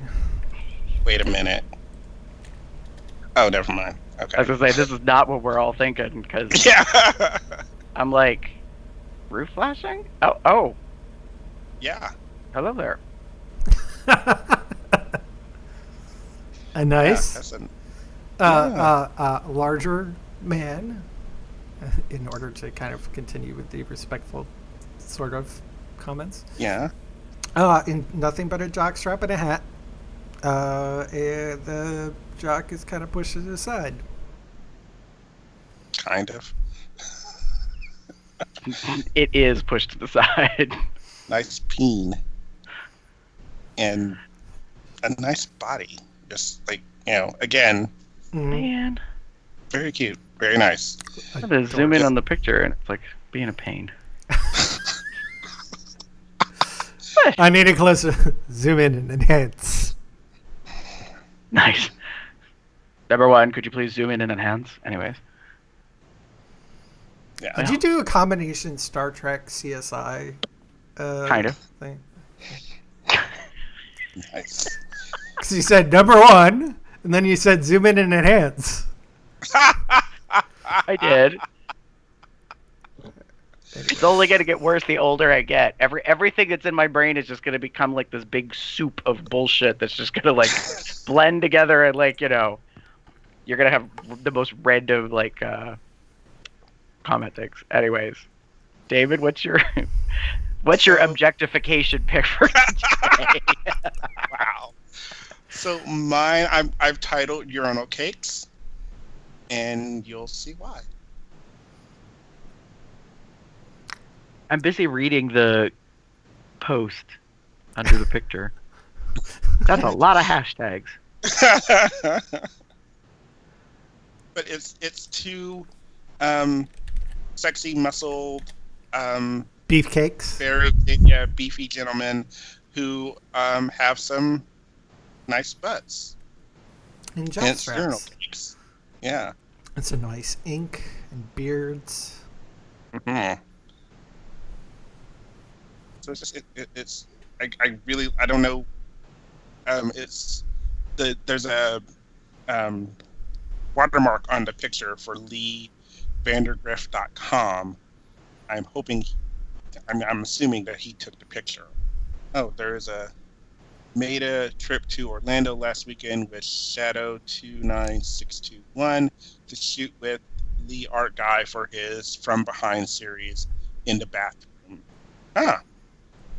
Yeah, There at you Parliament House, Orlando. So, yeah,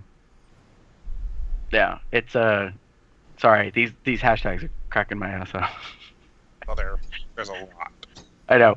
Hashtag hairy men, alpha, bubble butt, bears of Instagram, men of Instagram, men's butts, hairy butt, muscle butt, sweaty butt, bubble butt, man cakes, ass for days, booty for days, dad butt, leather, male model, jockstrap, caught from behind, men's butt, gay bear, gay pride, and then in parentheses, at Parliament House, Orlando.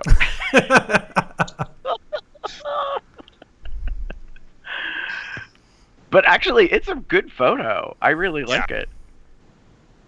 What I think is interesting is kind of the way it looks is the guy closest to the camera looks like he's looking straight into the camera, but the daddy to his left with the aviator glasses kind of looks like he's looking at the first guy's junk.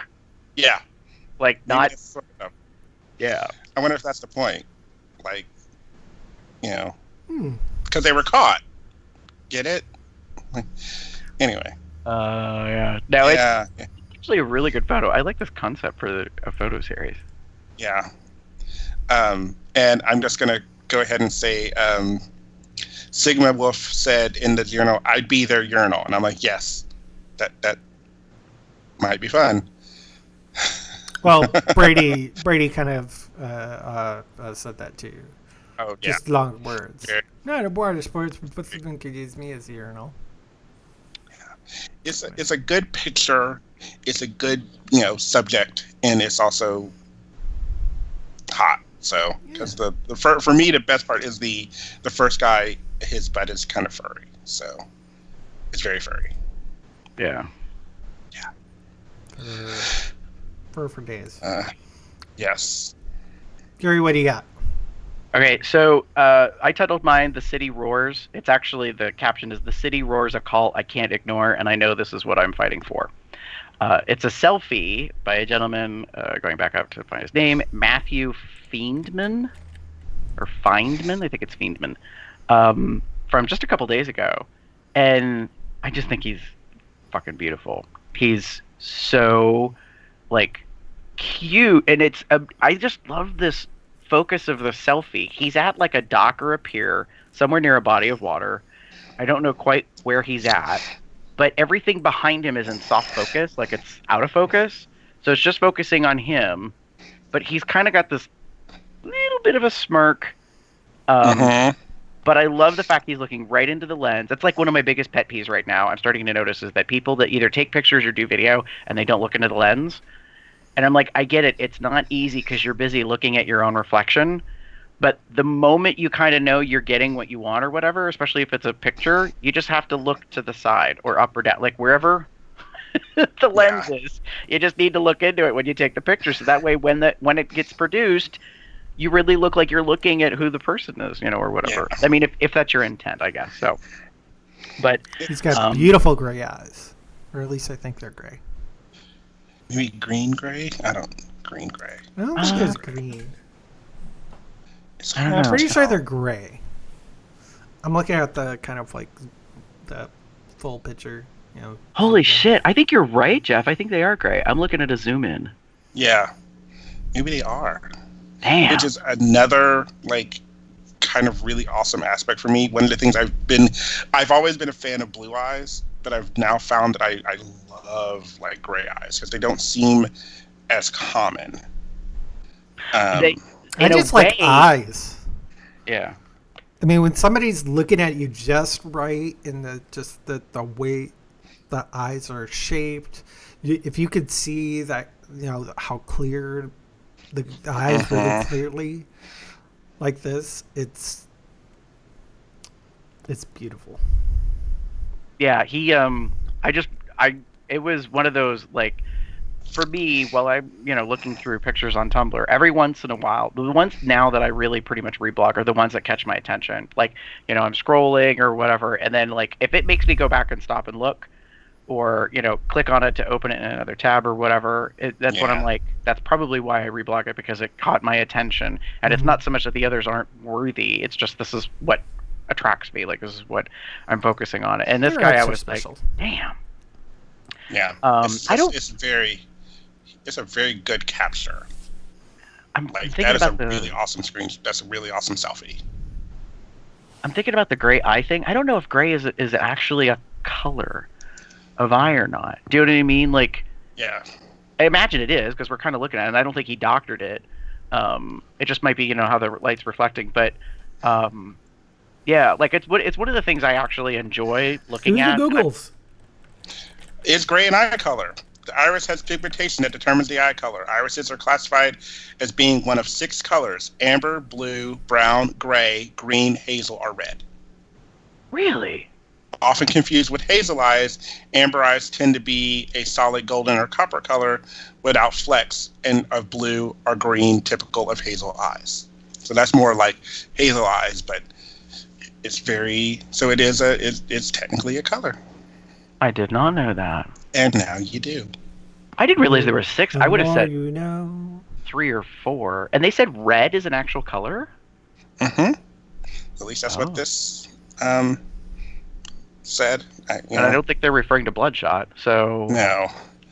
Gray eyes are a curious case and extremely rare. Gray eyes are similar to blue in that they contain no melanin, but they do contain excess collagen deposits in the stroma that interfere with Tyndall scattering, blocking the appearance of blue hues.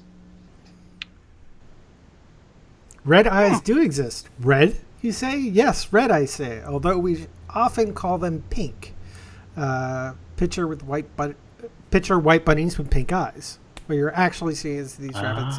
And then albinos in the blood vessels is the blood vessels because the iris, behind the iris, because there's little melanin in the eyes. There's nothing to conceal the blood vessels hard at work.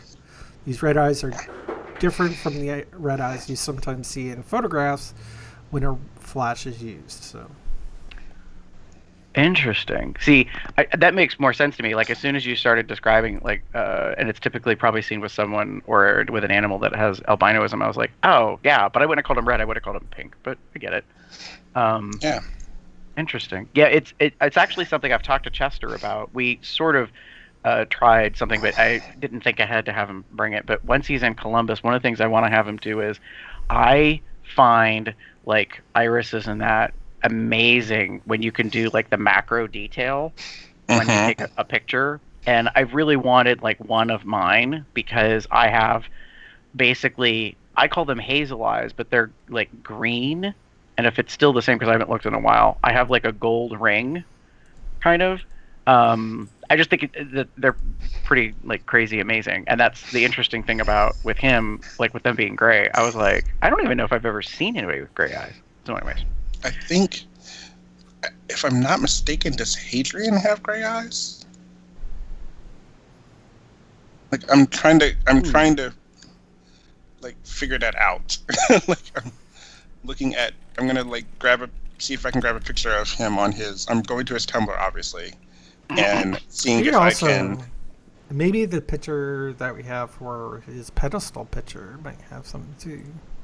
I'm going to that right now. Oh, well, it's gonna change. There we go. Hold on. Beautiful size. There you go. Yeah. Yeah, they look great to me. Yeah, that's been my... This is a pedestal headshot. All right, I'm looking at the recent peppermint patty pictures. For those that don't know, because for some reason he's decided to acquaint himself now as Cookie Cat, and I don't know what that's about, but all right, let me do this. Here's in the Skype chat for you two a close up. Yeah, like I think I would categorize them as gray. They look great to me. We'll have to ask him maybe in September when his work stuff calms down, and be like, "Hey, could you like come on so we can stare at your eyes?"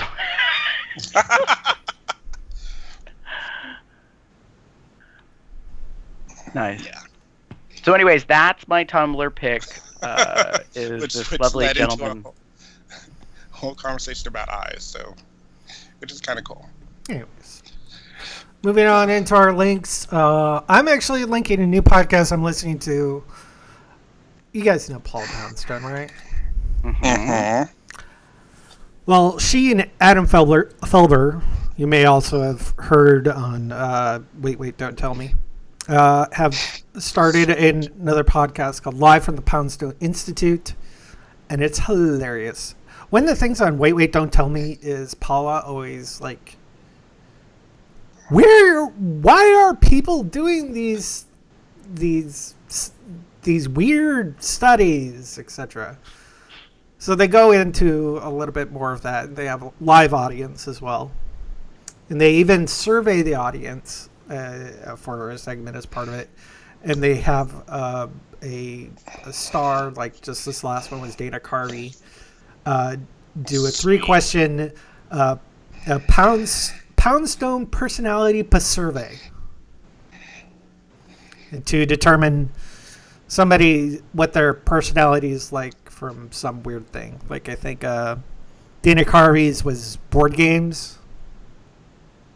Yeah. So it's hilarious. So if you like Wait, Don't Tell Me, and you love Paula Poundstone in there, if you love Paula Poundstone in general, who's hilarious, and she's also an A, as in like LGBTQAAP, IAAP.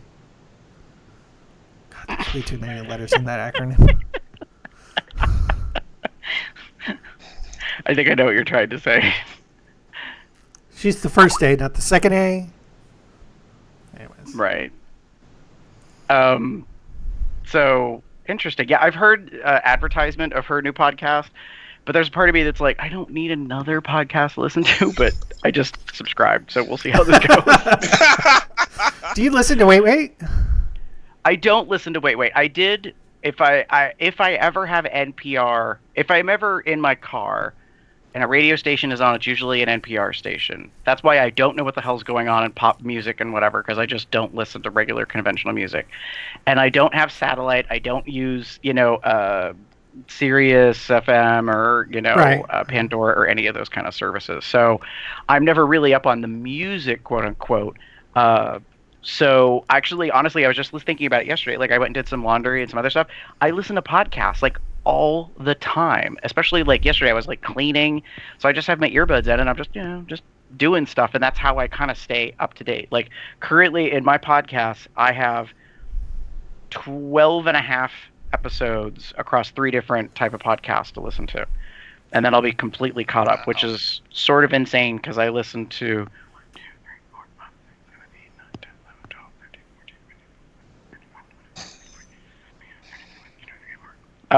almost 3 dozen different podcasts. Son of a bitch. Yeah. So not all of them are multiple times a week. Some are 1 a week. Some are like every other week or, once a month or whatever, which is helpful. So, but there's one that I'm significantly behind on, which is WTF with Mark Maron. WTF stands for what the fuck. He's a stand-up comedian, but he's the one that had President Obama on. If you remember a couple of years ago, it was big freaking deal that President Obama did a podcast. That was the podcast he was on, and that kind of is what got me hooked into listening to Mark Maron. But his, I don't listen to every single episode. Some of the guests and some of the subjects, I'm like, meh. So I kind of selectively listen through that. But cool. I feel. Anyways, Damon, what's your pick? So my pick is I've been watching a lot of videos from So You Think You Can Dance past, And while I was doing rotations of that, this one showed up as a YouTube, like, you might like this one. And it's called Hip Hop Meets Ballet. It's from Worldwide Dance, and it is a, I believe, French, but I could be wrong, video of two dancers doing a combo hip hop / ballet. There's a lot of breaking, there's a lot of popping and locking and what have you, and it's really, really good, and it's really well made. They kind of make it so that they've kind of put in a future time zone where she's actually like a robot. So it's very well done. The moves are really awesome, and yeah, it's really cool. So I wanted to share it with you guys.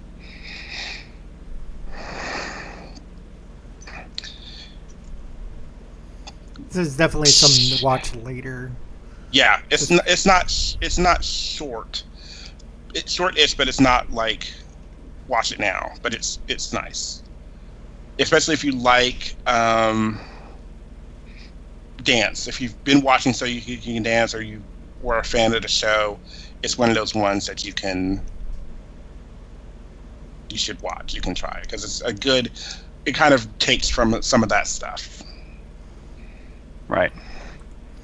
I think, and I think one part of it will be actually listening to the sound to know it. Yeah. Anyways. Cool. Neato. Gary, what do you got? Okay, so for those of you that kind of heard like the pre-show, I stole Damon's pick unintentionally, unbeknownst to me. Found out about this recently. I think it was on Facebook. So I will say this. I enjoy watching Archer. I'm not completely caught up because I don't watch it when it's on FX, like when it's actually airing. I usually catch it after the fact. So actually I'm behind by like 2 seasons maybe now. But other friends of mine are fans and love Bob's Burgers. Yes. And so the guy, his name is escaping me right now, the voice actor who does Archer in the Archer series and Bob for Bob's Burgers is the same guy. H. John Benjamin. There you go.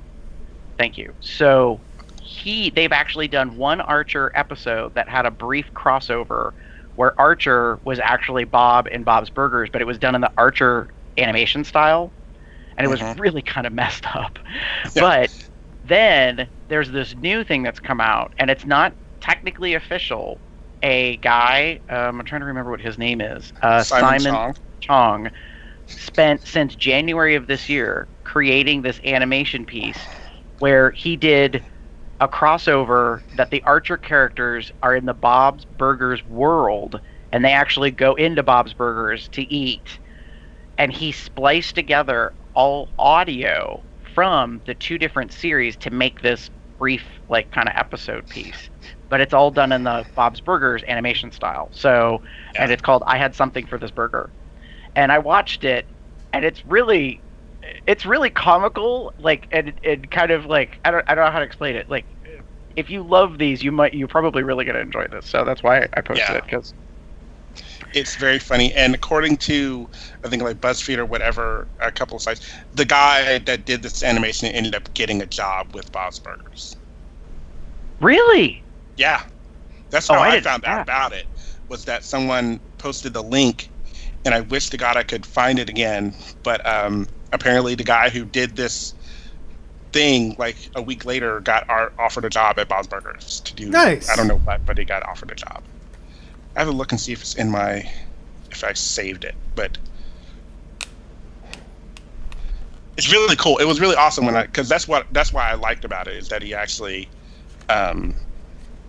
he did end up getting, I believe, a job for him, but I don't think I have it, unfortunately. Sometimes it's about putting your talent out there. Yeah. To get a job. Yeah, it's funny. Aaron says, I have trouble watching Archer because I just see Bob.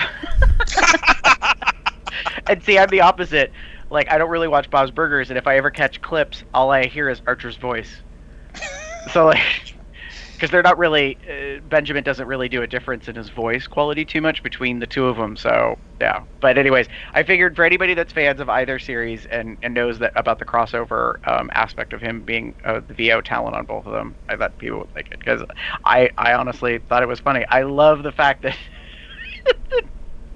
that Lana gets dragged into the kitchen, I think by Tina, and all she keeps going is nope, nope.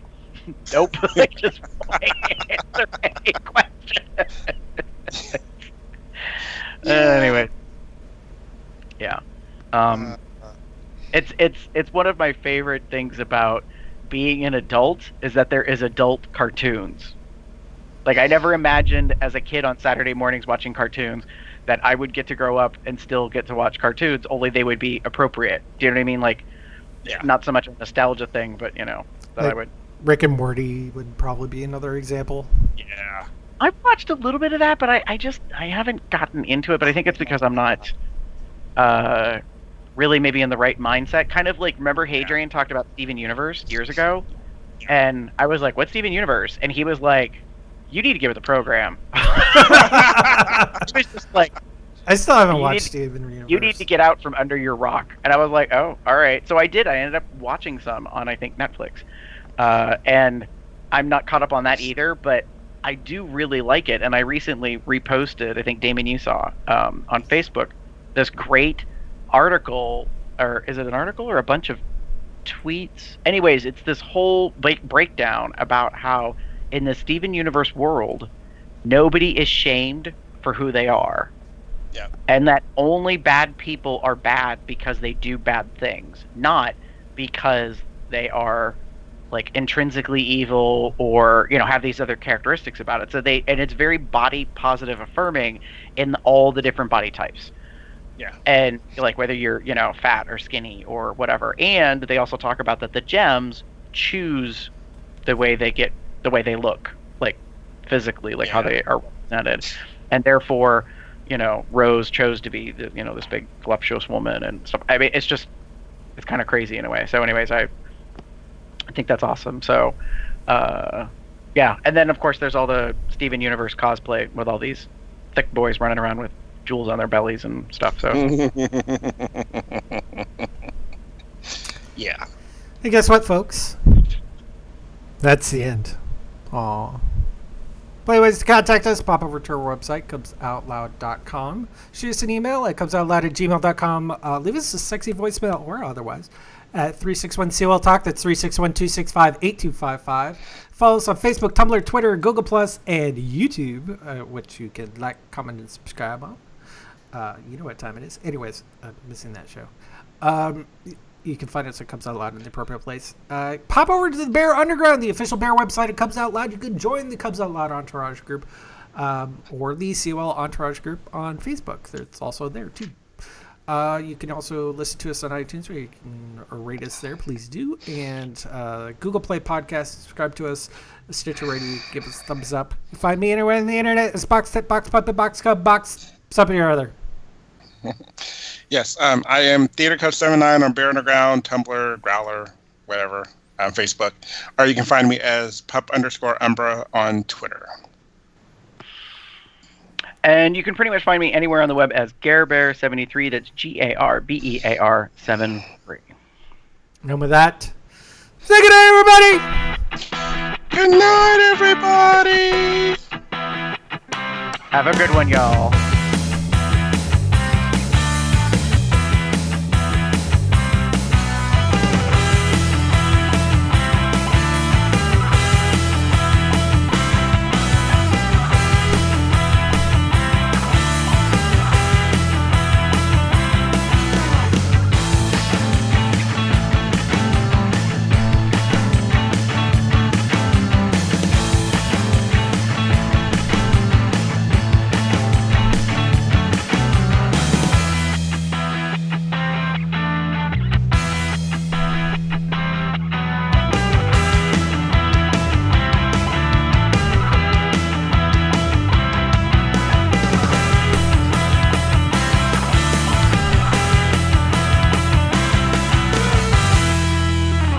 I really gotta pee.